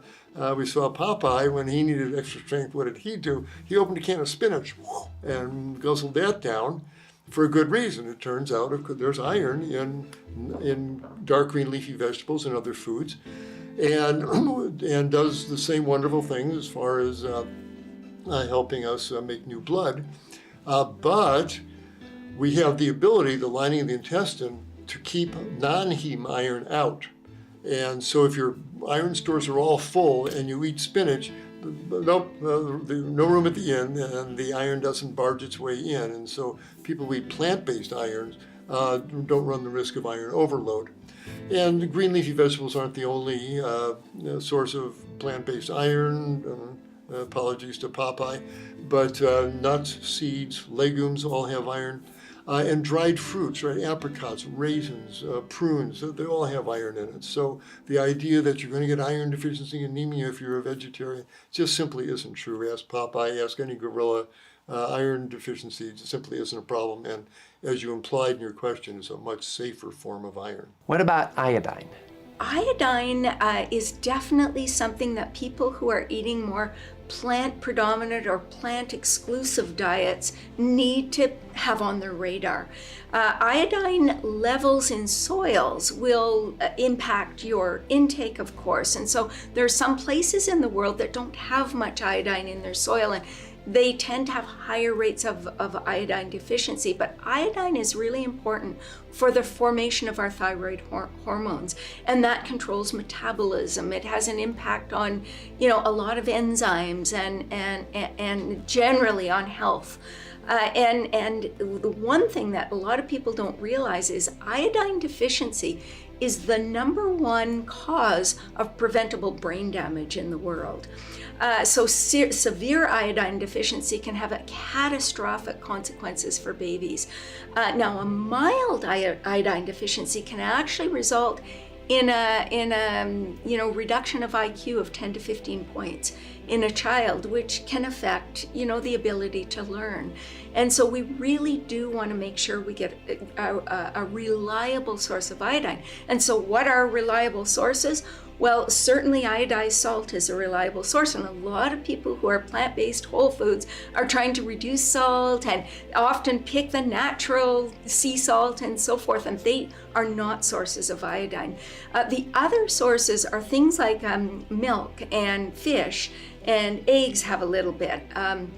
Even breads and the dough conditioners, there's some iodine. But the other big category of foods that are very rich in iodine are seaweeds. Now, the problem with seaweeds is the amount of iodine isn't always very consistent. And the other problem is some seaweeds are so concentrated in iodine that you could exceed the upper limit very easily. So with kelp powder, for example, you're looking at less than 1/16 of a teaspoon gives you 150 micrograms, which is the RDA for an adult. And so you can imagine if you're eating a teaspoon, you way exceed the upper limit of 1,100 micrograms. Now, for a small child, they might have a requirement of 90 micrograms of iodine. Well, their upper limit is about 200. So you would exceed that in a very short order with kelp powder. So you need to be careful of that. The RDI for iodine is 150 micrograms a day. And that's easily met with 1/10 of a pinch of kelp. It's in seafood and seaweeds. But of course, the concern about that is that you could take too much, because not only is too little bad, but too much iodine is bad too. So we want to hit that sweet spot between 100 and 300 micrograms. I said the RDI is 150. We want to be between 100 and 300. We don't want people to consume excess amount either. The plant-based movement has grown tremendously in the last couple of decades. There's more demand than ever before for plant-based milks and plant-based frozen desserts, for meat analogs, and we have more and more companies vying to meet this growing demand. What these products have in common is they aren't made with animal products. But that doesn't mean necessarily that these products are healthy. Yeah. It's probably never been easier than it is today to be a junk food vegan. Chef AJ was a junk food vegetarian long before it was easy. I was a veguntarian, and I've been vegan for over 45 years, but the first 26 years of my vegandom, if you call that, or being a vegan, I was close to 200 pounds, and I even had the beginning of colon cancer because I did not eat anything that resembled a whole food that had fiber. I didn't eat any fruits, any vegetables, no whole grains, no legumes. I ate from my own 4 groups, which was candies, cakes, cookies, and ice cream. And yeah, they were vegan, but they weren't healthy. I was eating so much. I was such a sugar addict that I could not get out of bed without a Coke Slurpee with 8 pumps of vanilla syrup. I was having Dr. Pepper big gulps, not even diet ones, regular ones for lunch. I was consuming so much sugar, so much caffeine. Yeah, it was vegan, but it wasn't healthy. It wasn't whole foods. It didn't have any fiber or any water or any nutrient value. So it's no wonder I ended up with the weight I was with the disease that I had. So it's very easy to fall into sugar addiction anyway, but as a vegan, even more so in this day and age when they're creating so many hyper palatable products. Every kind of candy bar that you had as a kid is now available vegan. The same thing with every kind of flavor of ice cream and cookie. It's all available as vegan products now, but in my opinion, not really very health promoting, especially if you're someone that is struggling with a lifestyle disease or your weight or with food addiction. And that's the problem that I see happening a lot in the vegan community is people think, well, it's vegan, it's healthy. No, if it's a whole food, it's healthy. A lot of people on plant-based diets are still using too much empty calorie foods like oils and processed foods, and with white rice and white bread and vegan processed foods or vegan pizza or vegan other, types of vegan foods. They're just still nutritionally deficient, and they're not going to be significantly healthier. Obviously, we want people to eat very healthfully, and the high protein plant foods are predominantly green vegetables, beans like lentils and chickpeas and split peas and the high protein plant foods, black beans, soybeans, and hemp seeds, seeds and nuts. That eating more higher protein plant foods are linked to enhanced longevity and maintenance of longevity proteins with aging, and better muscular and bone development with aging, and better muscular and bone development are linked to better brain development and less dementia and longer lifespan. By formulating a diet that has protein adequacy and nutrient adequacy is important. It's just not cutting out animal products. It's making sure you eat enough beneficial nutrients and beneficial proteins as well by eating greens and beans and nuts and seeds in your diet and having a good variety of nutrients in your diet. We have this really interesting environment in the nutritional world today. On the positive side, more people than ever are talking about plant-based nutrition. Nearly 20 years ago when I started my own personal journey, everybody I talked to looked at me with a glance of, what's wrong with you? My own partners used to say that I was practicing voodoo medicine because I was recommending plant-based nutrition. But today you go to any supermarket and plant-based is one of the predominant marketing messages.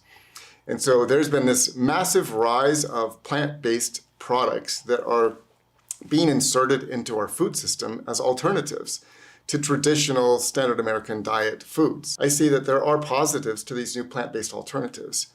One, just from animal welfare, billions of animals are being protected because people are making a change from an animal-based product to a plant-based product.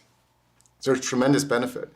There's benefit to the environment, tremendous benefit as these products are being produced in a more thoughtful and conscious way. However, the health benefits of some of these products are concerning. And there have been a number of studies that are showing that, and I'm speaking in general of the plant-based products, that they are perhaps not as disease-causing, but still contribute to disease because of the large number of oils, sometimes sugars. Many of them are ultra-processed. And so it may give people a false sense of assurance that, hey, I made a transition to a plant-based diet, but I'm not as healthy. And there's been some new research that's come out looking at the plant-based dietary index. And they've evaluated heart disease, type 2 diabetes, cancer risk, etc., looking at the quality of someone's diet. And they found that individuals that are on a healthy plant-based diet can have significant reductions in heart disease, up to 32%. But an unhealthy plant-based diet, which is ultra-processed food, dramatically increases the risk of heart disease. In fact, a study produced in 2017 in the American Journal of Cardiology looked at this idea of a healthy plant-based diet and an unhealthy plant-based diet against the standard American meat diet. And they found that individuals consuming a healthy plant-based diet had a significant reduction in hazard ratio risk of heart disease. People consuming an unhealthy plant-based diet actually had a similar and perhaps slightly increased risk of heart disease compared to the standard American diet with meat. And so while these products are beneficial on many levels, it's important for people to understand the health risks of adding too many of these products into their diet. And then finally, I'll say that I've seen many of my patients use these as a bridge into a healthy lifestyle. So I think it increases awareness. It helps people recognize that, hey, I can eat plant. And so it breaks down some of the barriers that someone might have toward making a healthier plant-based diet lifestyle. So I think there's a number of positive things that are associated with the products, but there's a cautionary tale here that, for people to really improve their health, they need to add more and more whole plants in place of the processed products. One thing that can happen when two groups polarize is that they've got to dismiss everything the other one is saying. We've seen that in the debate about low carb and low fat. One side blames saturated fat for everything and gives sugar and white flour a pass. The other side says that saturated fat is healthy and that sugar and flour alone are the cause of our chronic disease crisis. But as we've seen over and over in this summit, both saturated fat and sugar can cause harm in the body. That's the whole point of research, is to try to sort out what works and what doesn't, and for whom and under what circumstances. A lot of people just make claims that because they sound good. You know, I debated Dr. Atkins a number of times before he died, and his autopsy showed he died of heart failure. You know, but he was right, half right. You know, a lot of people are half right. You know, he was right that most Americans and Westerners eat way too much sugar and refined carbohydrates like sugar and white flour, white rice, you know, high fructose corn syrup, concentrated sweeteners, and so on. We agree on that. The program that I have is very low in those. But it's what do you replace them with? And so we replace them with fruits and vegetables and whole grains and legumes and soy products and unrefined forms, you know, brown rice, not white rice, whole wheat flour, not white flour, and so on. But he would replace them with, you know, pork rinds and bacon and sausage and brie and things like that. And I'd love to be able to tell people that they're health foods, but they're not. But even then, some people would lose weight because they were eating so many refined carbs that just eating fewer refined carbs would help them lose weight. But you can lose weight in lots of ways that aren't very healthy for you. You know, smoking cigarettes is a good way to lose weight. Chemotherapy is a good way to lose weight. But being depressed is a good way to lose weight. But I don't recommend them. You know what I mean? So it's not just losing weight. I mean, in some of the studies that were done, there was a study that was done called the A to Z study that was in the journal of the AMA. And they claimed that, you know, more weight was lost on the Atkins diet than the Ornish diet. They compared my diet to his. And then when you actually look at the charts, there was no significant difference in the amount of weight lost. And it, you know, they finally had to print a retraction. So even now people think that study showed that people lost more weight on the Atkins diet. So there's just a lot of misinformation around there. But what do we all share in common? You know, people eat too many refined carbs. It's better to eat food as it comes in nature. You know, try to minimize processed food. That what you eat is what you include in your diet is as important as what you exclude. It's not just avoiding bad foods. There are literally hundreds of thousands of protective substances in fruits and vegetables and whole grains and legumes and soy products that have anti-cancer, anti-heart disease, even anti-aging properties, or phytochemicals, bioflavonoids, carotenoids, retinols, isoflavones, genistein, lycopene, etc. Animal protein itself may be harmful above and beyond this whole fat versus carbs debate. You know, Atkins was always low carb guy, so I got pegged as the low fat guy, even though to me low fat is like the least interesting part of what I recommend. You know, it's what we include in the diet that's so important. And the animal protein itself, studies are showing, is inflammatory and has other factors that may be harmful above and beyond the fat versus carbs debate. It seems like almost every day a new study is coming out showing us how powerful food can be to harm us or to heal us. Every bite you take is a step. And over time, the steps add up to and shape your destiny. Now that you know how important nutrition can be for your health, for your recovery, for your life, I want you to just consider taking any action you can today. People tend to put off changes that feel too big. Make it New Year's, make it my birthday, make it when I finish what's in my fridge. And sometimes we make things too big and it feels impossible. So I would love for you to just start where you can today. Even if you're going to eat all these horrible things, can you add a salad? Can you make a smoothie? Can you have an apple instead of some pie? Try to think of the steps that you could take today to just start making a change. Because ultimately it's not just about you and your health, but it's about all the people who love you and need you in their life. When I was sick, it impacted everyone who loved me. My mom still has some trauma, even though it's been so long and I'm still here and I'm healthy, it never goes away, that fear of losing her daughter. I don't want anyone else to have to experience that. And if you are sick, there are people out there right now who are scared of losing you. So if you can't do it for you, take those steps for them. Find some way to connect with the reason that's inspiring enough. And if it's your kids or your grandkids or your spouse, connect with that reason and just do whatever you can today. And tomorrow, do better tomorrow. And just take those steps now. One of the fanciest, highest rated, most theatrical, and most delicious restaurants in Manhattan made a stunning announcement last month. 11 Madison Park announced that after a long closure due to the pandemic, it would reopen with an entirely animal-free, plant-based menu. It's part of a larger trend that seems to be slowly gathering more and more steam. People are seeing the light, as I have, that eating animal products can not only be bad for you, it can be bad for the planet. I'm not a vegetarian yet, but working my way to having more vegetables and less meat. We've seen that a whole food plant-based diet can add years to your life and life to your years. It can heal families, it can break up intergenerational patterns of illness, and it can increase the vitality of entire populations.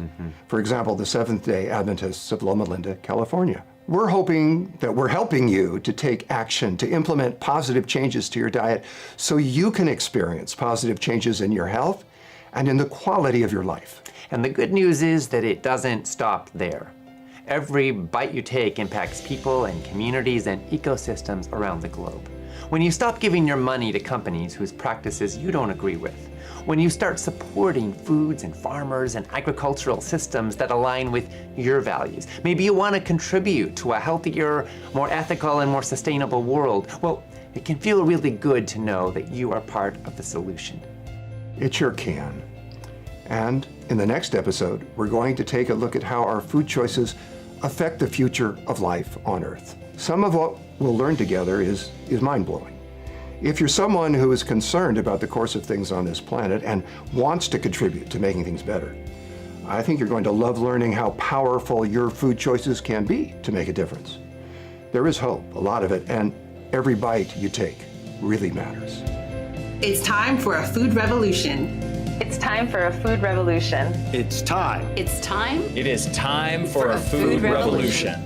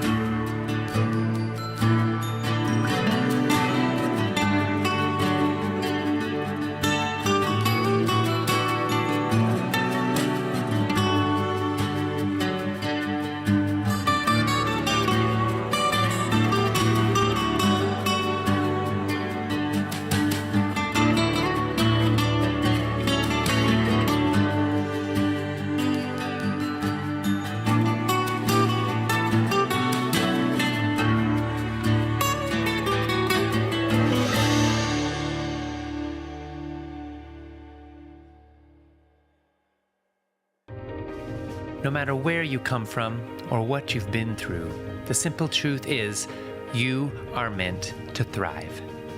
You deserve boundless energy, a clear mind, and a lean and healthy body. You deserve to feel confident and clear about what you eat and why. The Food Revolution Summit is packed with insights, and trying to catch and absorb all of them can be hard. That's why we created the Empowerment Package. With your Empowerment Package, you can own the entire summit, plus all the transcripts and loads of bonus materials for life. Absorb this life-changing material at a pace that's comfortable and easy for you. Join in this movement. Support this mission. Buy your Empowerment Package today.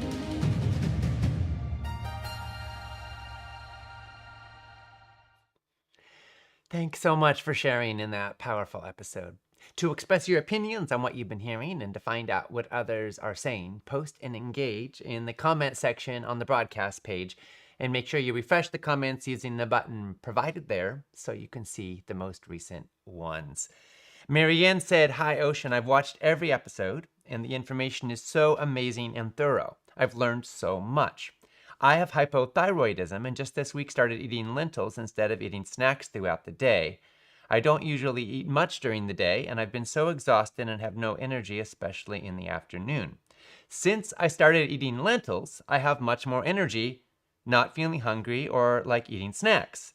I'm working on my husband, who has lots of health issues, trying to get him to eat healthier. It is a work in progress. Thank you for all you do. Marianne, thank you for sharing that. What a fascinating discovery that lentils help alleviate the urge for snacks and are also helping you have more energy and feel better. That is great. Interesting, you talk about working on your husband. Aren't a lot of us working on our spouses? And at the end of the day, we find that people respond more to love sometimes than to nagging, but sometimes you can also find ways to express that love in ways that share information or your own inspiration or your own invitation. And sometimes maybe you'll get progress there. So lots of love to you and your husband every step of the way in the journey towards discovering what works for you, for both of you, as you create, hopefully, a lifestyle that supports your wellness and your health. And good luck with reversing the hypothyroidism as well. We heard from Diane, who said, what supplements do you suggest for seniors following a whole food plant-based diet? And Lorraine said, is there a recommendation for a best multivitamin to take? There are so many out there and it can be very confusing. What's best? Well, of course, this was discussed some in the episode we just saw, and I'm not sure, Diane and Lorraine, if your questions were submitted, in the middle of the episode or after we'd already talked about all that. But just to summarize, there are a few nutrients that just about everyone, whether vegan or not, should probably be taking, even if you're eating a super healthy diet. Vitamin B12 is essentially only available from supplements or animal products. It's actually in dirt too. But even about 20% of omnivores are deficient in it because their intestines aren't able to absorb it effectively. So we find that a supplement is probably recommended for just about everybody when it comes to B12. It's cheap, it doesn't have much taste, and fairly easy, and it's a good insurance policy. There's a bit of vitamin D in some fish and in some mushrooms, but the truth is your body makes it when you get enough sun exposure, and most people in the modern world aren't getting all that much sunshine on our bodies, especially not year-round. So it could be a good idea to get your vitamin D levels checked, and a lot of folks are not in the optimal range, which is higher than the minimum range, by the way. So B12 and D3 supplements are probably good for just about everyone to consider, and a lot of folks find they do better. And by the way, vitamin D has benefits for bone health and immune health that are quite considerable for a lot of people. You can also get a good amount of zinc and selenium and iodine and K2 and B vitamins from vegan food sources, but not everybody gets the optimal amount. And it may be wise to consider supplementation, especially for strict vegans, or to get your blood levels checked just to be on the safe side. And some of those things can be easily checked. Vitamin K2, there's no easy way to check your blood levels. There's not much K2 in plant foods. There is K2 in some fermented plant foods, especially in natto. There's a lot of it in natto, which is a fermented soy product. But your body makes it from K1, which is abundant in the plant kingdom. However, we don't know exactly how efficiently everyone does make it, so that's why supplementation may be beneficial, again, just to be safe. Then there's the omega-3 fatty acids. EPA and DHA are the long-chain omega-3s. They're essentially only found in wild fish and certain forms of algae. Your body can make EPA and DHA from ALA, which is found especially in flax and chia seeds. But as we discussed, not everyone can do so efficiently, so having a direct source seems like it may be wise. One thing to be aware of with any fish oil supplements or algae oil supplements is that they can go rancid. We have new research out just recently showing that up to half of the fish oil supplements on the market were rancid and may actually be of little to no benefit, maybe even detrimental. So having a fresh supply seems important. Now, some friends of ours who are passionate about the plant-based lifestyle created an all-in-one supplement that provides all the key nutrients of concern for exclusively plant-based eaters. So you can get your needs for all of them met in one place. And the product is called Complement. And one thing they do is they actually get you set up with a subscription. So they auto ship you a fresh batch every month, just the amount that you need. And then it's always kind of staying fresh for you so that you don't have to worry about it sitting in the cupboard and going bad. If you're interested, you can find out more about it at foodrevolution.org/complement. Again, that's foodrevolution.org/complement. And they'll offer you the best price for FRN members. And if you make a purchase from that site, they'll make a contribution in support of our work. One more time, that's foodrevolution.org/compliment. Gail said, Ocean, I'm scared. I'm 66 and I'm overweight and struggling. My spouse is overweight. My mother-in-law, my daughter, son, daughter-in-law, but most of all, I'm terrified about my granddaughter. She is 14 and grossly obese. We don't discuss it in terms of shaming. We talk about health. I wish she could hear and understand this. My heart aches for her. Is there some way you can discuss this which speaks specifically to children and youth? Well, Gail, first of all, thank you for sharing this, and we're sending so much love to you and your whole family. It sounds like, first of all, given that this is so widespread in your whole family, that it starts with you, right? Change always starts from the inside out, or often does.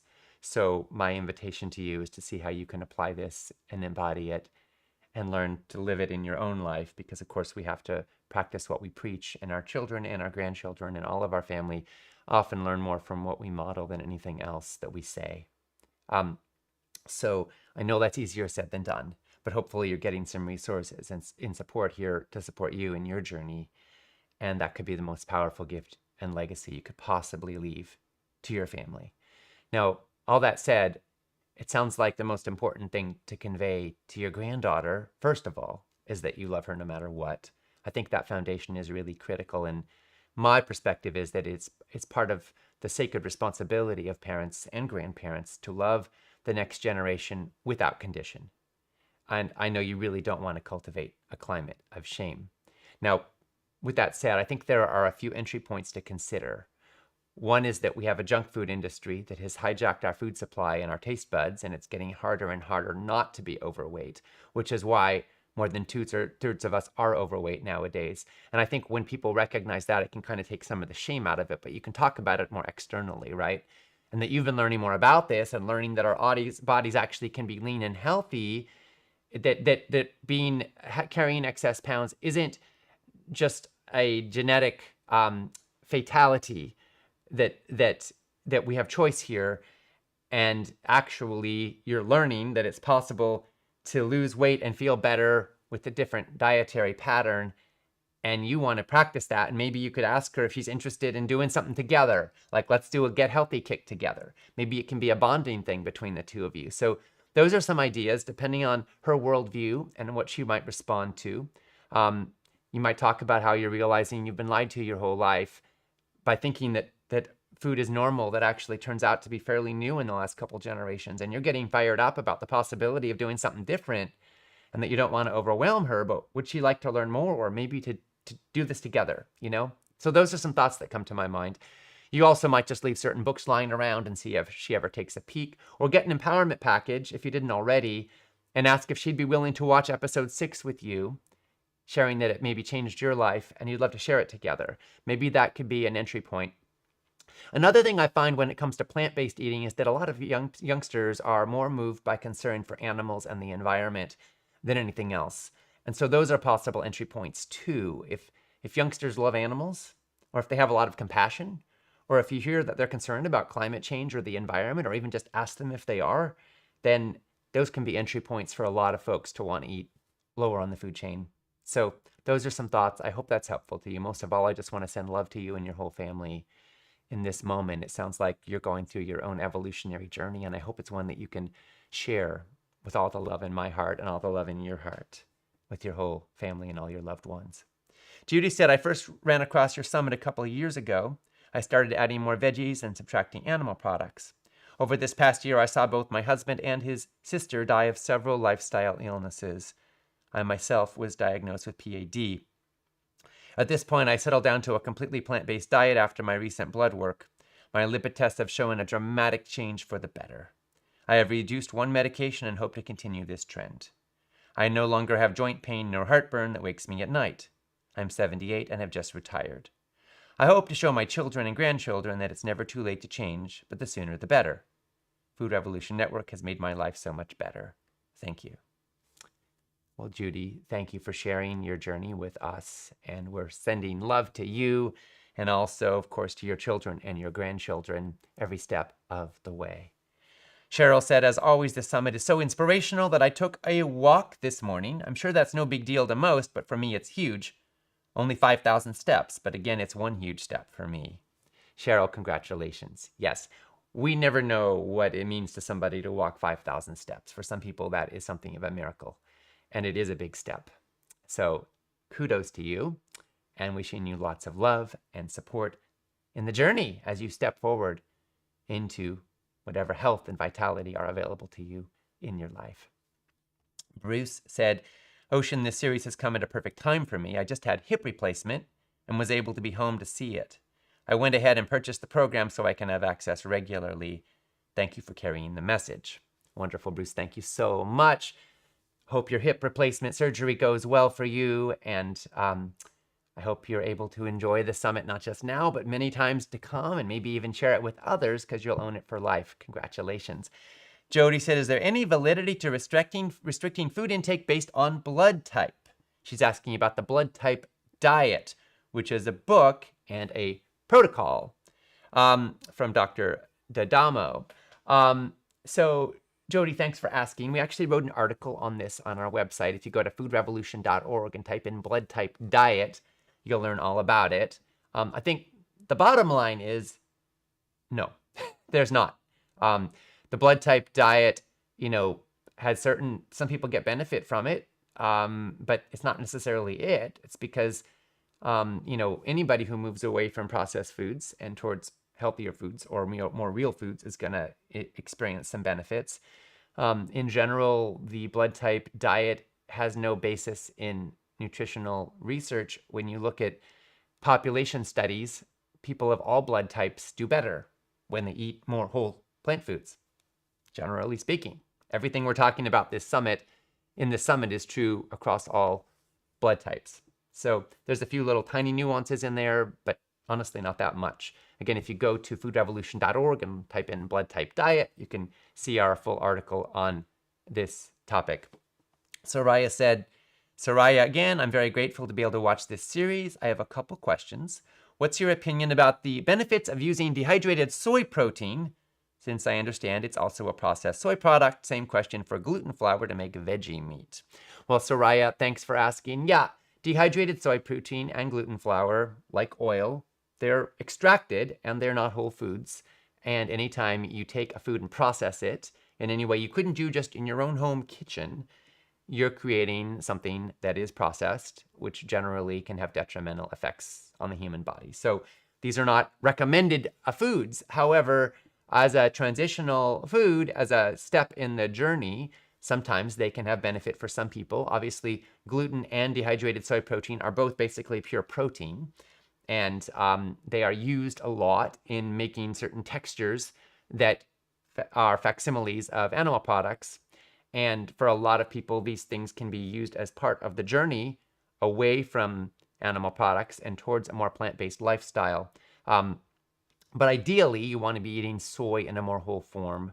And if you're going to eat gluten, getting it in a whole grain, not as a gluten flour, for optimal health.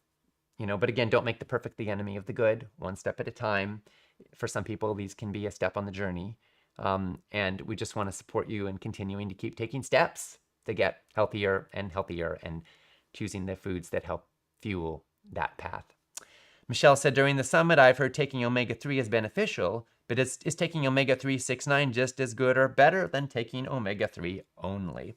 Well, Michelle, we actually most want to encourage you to get omega-3s as much as possible from foods, especially like flax and chia. If you're going to take an oil supplement or take an oil at all, I do think flax oil is probably one of the healthiest oils if you're not going to cook with it, because it's super high in omega-3 fatty acids. The thing with omega-6s and 9s, like omega-9s are in avocado oil and olive oil. There may be some health benefits there. Certainly, as oils go, they're some of the least detrimental. I don't think you should necessarily take them for their health benefits, but if you're going to use oil in culinary purposes, flax oil for raw, olive or avocado for other uses may be some of your best options. As far as the idea of taking an oil that specifically has a 6 and 9 in it, I don't see a lot of benefit to that. Most of us are getting too much omega-6s in our diets, and so you want to reduce that if possible. So why would you take a supplement specifically intended to give you omega-6 It sounds like a marketing gimmick to me. They're just trying to say, we've got everything, but that's not necessarily what you're looking for. So no, I don't think that would be, from a nutritional health standpoint, necessarily a wise idea. Lily said, my family growing up was totally meat protein fed. As an adult, I decided to go vegetarian as I didn't like the idea of killing animals for food, but I was eating lots of dairy and eggs as well as plants. Fast forward to my senior years, I was overweight with type 2 diabetes, hypertension, high cholesterol, high LDL, and high triglycerides. Then about a year ago, I had a stroke. I've been confused about what to do to get healthier, but now I feel confident I found out what to do. Eat a whole food plant-based diet every day, every meal. My blood work is already showing progress as I'm reaching medical goals or close to them across the board, and I'm losing weight. My personal goal is to be healthy and active and feel good, and the Food Revolution information has given confidence that I'm on the right track and will reach my goal. Lily, thank you for sharing. So sorry to hear about the struggles you've been through and the stroke. We're so glad you're here. You're in the right place. Sounds like you're on the path and you're getting results, which is so affirming and wonderful. We wish you strength and determination and ever-increasing joy on the path forward. Congratulations to everybody who is here with us right now for learning, for growing, and for being part of this revolutionary journey. I just want to say how much it means to me. I've been in this for a long time, my whole life really. And now here we are, experiencing this revolution taking root. More than 110,000 people in the summit right now. More and more of us getting informed, getting empowered, taking action. Thank you all. And thank you also to all of our empowerment package owners who are choosing to own it for life. We appreciate your investment in our work and in your health, and we know you're going to put this to good use. Especially, I want to congratulate Lorene from Canada, Alana from South Africa, Heather from Nevada, Rachel from England, Paul from New Jersey, Ruth from Canada, Benita from Illinois, Sharon from Texas, William from Australia, Brenda from Tennessee, Sandra from the Netherlands, and everyone else who's getting the empowerment package. We thank you and we congratulate you. Mark said, I've been watching the summit and finding it incredibly informative. I have a question. Is it okay to start by attempting to make small changes rather than making drastic changes in my diet all at once? Yes, Mark, there's no correct way to do this. Some people find that going cold turkey and drawing bright lines is most effective because they want to do it. And honestly, it's too easy to have a slippery slope. Like an alcoholic can't have just one drink if they're wanting to cease alcohol addiction or, cease alcohol consumption, because it's too hard to have those temptations. But for other people, it's actually a lot easier to just take one step at a time and keep leaning into healthy food. Making healthy recipes, getting a great recipe book and applying those recipes in their life, or doing it one step at a time, right? So absolutely, you can do what makes sense for you. The key thing is that you really orient around the long game. This isn't a quick fad. This is your life we're talking about here. And at the end of the day, it isn't what you eat in one meal or one day that shapes your destiny. It's your habits. It's what you do day in and day out, through thick and thin. When you're energized and excited, when you're tired and drained. What do you do when your head's not on straight? What do you do when you're stressed and exhausted? Those choices tend to be your habits that you slide into. And ultimately, you don't want your healthy lifestyle to depend on willpower, on ferocity, on intensity, on effort. You want to create the conditions where it's easy to do the right thing. That takes time, it takes skill, it takes habituation, but you'll develop that skill and you'll develop those habits as the grooves get deeper, literally in your brain and in your life patterns. So shopping from a list, making friends with good healthy recipes, developing grooves where I personally like to make breakfast and lunch the night before so that I can be at the work day and have my food ready to go and it's well prepared. I like to cook in quantity. And there's lots of other steps you'll find that are helpful to you to make it easier and easier to do the right thing. A lot of folks find they want to clear out their cupboards, get rid of all the stuff that doesn't serve them, because you're a lot less likely to be tempted by cookies and chips and junk foods if you don't have them sitting around. Other people want to go slower. Just lean into the good stuff, crowd out the bad stuff, fill up your belly with good, healthy, wholesome foods, and you won't have a desire for all the other stuff anymore. So whatever works for you, We support you in finding your path, and we want to cheer you on every step of the way. And by the way, Whole Life Club is our FRN's ongoing membership community. So for those of you who are thinking, oh my gosh, I want to apply this long term, and I want a wind at my back, and I want support, and I want to keep learning, and I want to have resources behind me through thick and thin, Whole Life Club is an amazing resource. And there, anytime you get an empowerment package, you can join Whole Life Club and get a free trial for giving it a shot and seeing how it works for you at the same time. That's an offer that comes after you make your purchase. It's an incredible opportunity. We have over 10,000 members, and this is where we see people really getting the profound life-changing benefits that stick. So that's a resource I just want to make sure folks know about. Gina said cookbook pre-ordered. It will be worth it just for inspiration and beautiful images alone. Yay, Gina. I'm so happy about that. Yes, I agree. You know, a picture's worth 1,000 words, they say. And when I saw the Real Superfoods cookbook, I'll show it again because a picture is worth 1,000 words, right? When I saw this come in the other day, I was just like, wow, so beautiful, right? It's so beautiful to see how delicious, healthy food can be, and feast your eyes on it. So super proud of it. It'll be available October 31st. Available for pre-order now. Thanks for investing in that. And thanks to everybody who's making the recipes of the day every day of this summit. We have 3 more recipes of the day from Nicole D'Andrea Russert, FRN's lead dietitian and recipe developer, and my co-author of Real Superfoods. And today's recipes of the day are turmeric and chai spiced overnight oats is number 1. This warmly spiced oatmeal will wake up all your senses and prepare you for an energized, invigorating, and focused morning. There are lots of shining stars that bring antioxidant and nutrient power to this meal, including turmeric, clove, cinnamon, ginger, and nutmeg. You can add fiber-packed oatmeal and protein-rich nuts to the mix, and you've got yourself a perfectly balanced breakfast. Next, we've got FRN's Trail Mix. You can stay fueled during the summit and during your life with this trail mix, which includes almonds, cashews, pecans, and pumpkin seeds that are slow roasted to bring out their naturally sweet flavor and a fun crunch. Then naturally sweetened cranberries are added to the nut and seed mix for a little extra sweetness. This is a perfect blend of carbohydrates, protein, and fat that can keep you satisfied and energized. Finally, today we've got the plant protein powered salad. That's a lot of peas.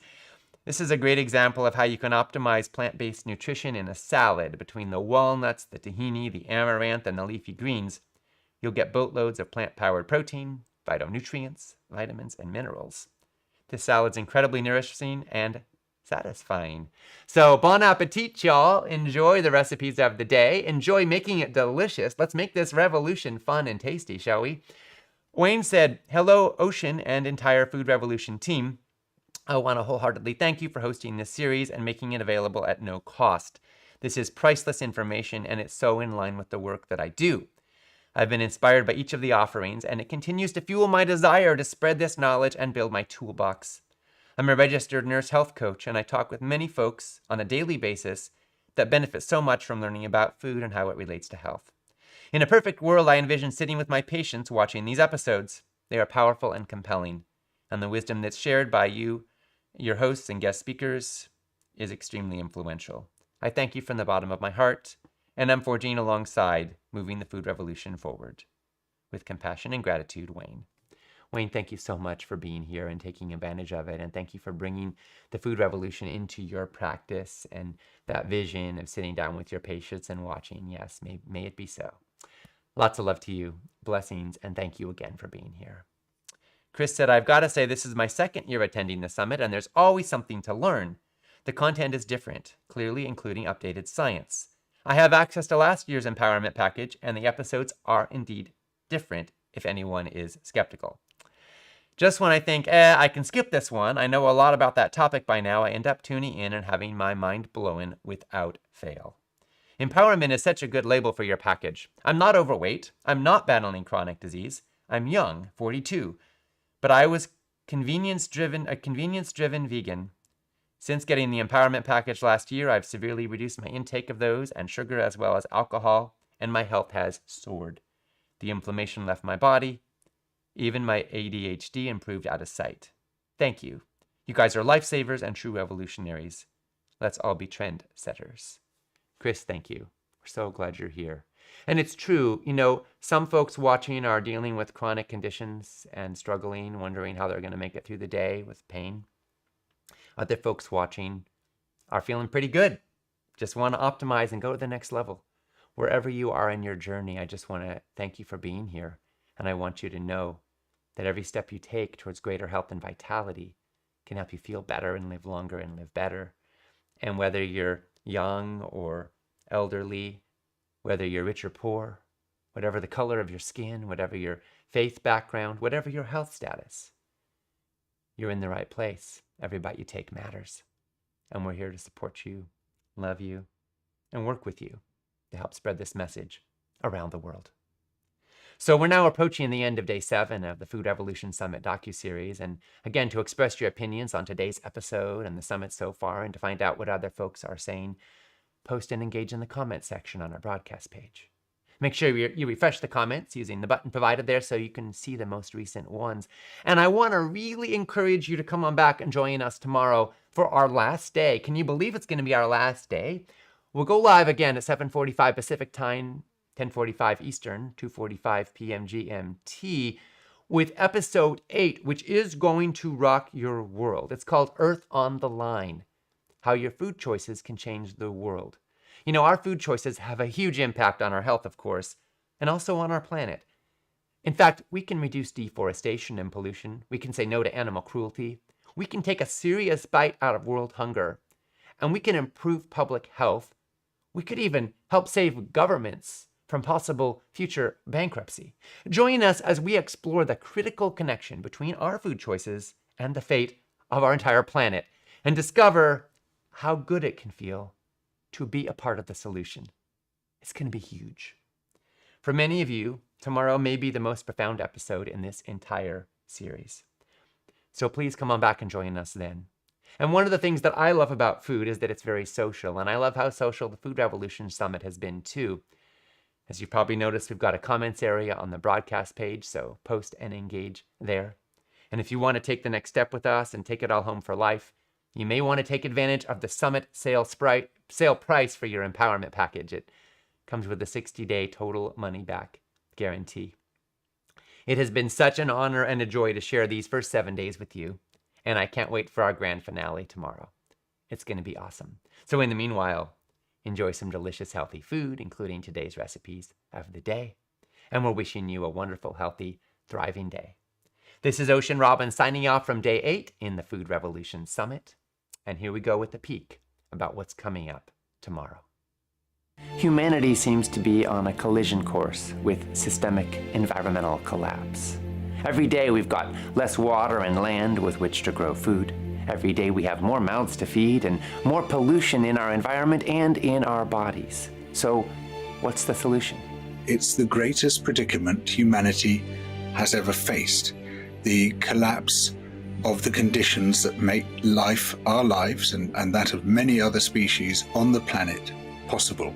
There was a large study published in the National Academy of Sciences that looked at 38,700 farms from 119 countries. And they found that 80% of the land is utilized for animal agriculture, for livestock. And it produces just 18% of calories. We can't do this for 20 more years, or 30 more years, or 50 more years. There's not enough land to feed the growing population without having a major crisis. In fact, we're at a crisis point already. So we also have to draw down some of the carbon dioxide that's already in the atmosphere. And by far the best, cheapest, most benign, easiest way to do that is ecological restoration. So my perspective is that it's not only realistic to feed 8 billion people using regenerative localized agriculture, but it's really the only option that we have. There's a lot of cool paleo-ecological work being done, which basically means looking into the past. What did the forest look like 10,000 years ago, 20, 30,000 years ago? And every single study that I've been perusing talks about how there was a hyper-dominance of edible plant species, especially around certain indigenous settlements. And so it's pretty simple, really. You just plant the plants that give you food. because we all live on planet Earth. You know, what affects our planet affects all of us. These are human issues that should transcend ideology. This is something that really should be bringing everyone together. I've been doing this for, more than almost 20 years now. And in the last 5 years, I can say, honestly, I have more hope than I've ever had in my entire life. In Earth on the Line, you're going to find out how your food choices can shape the future of life on Earth. And you'll discover how good it can feel to know that you are part of the solution. This is huge, it's real, and it matters more than most of us can probably even imagine. Let's do this.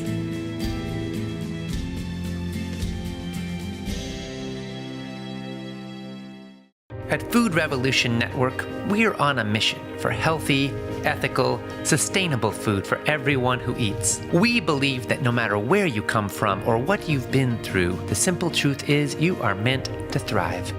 The Food Revolution Summit is packed with so many insights that it can be difficult to absorb and apply all of them. That is why we created the Empowerment Package, which includes the entire summit, plus all the transcripts and loads of bonus material that you can refer back to as often as you like for life. We have a mission. We want an end to routine use of antibiotics in factory farms. We want kids to learn about healthy food in school, and we want doctors to learn about nutrition in medical school. We want to slash rates of heart disease, cancer, diabetes, and obesity, and to uplift the health of millions. When you purchase the Empowerment Package, you are supporting your health and this mission. And for each package purchased, we make a donation to Trees for the Future, enabling them to plant an organic fruit or nut tree in a low-income community. Invest in your health and the health of those you care about most, and help us change the status quo by purchasing your Empowerment Package today.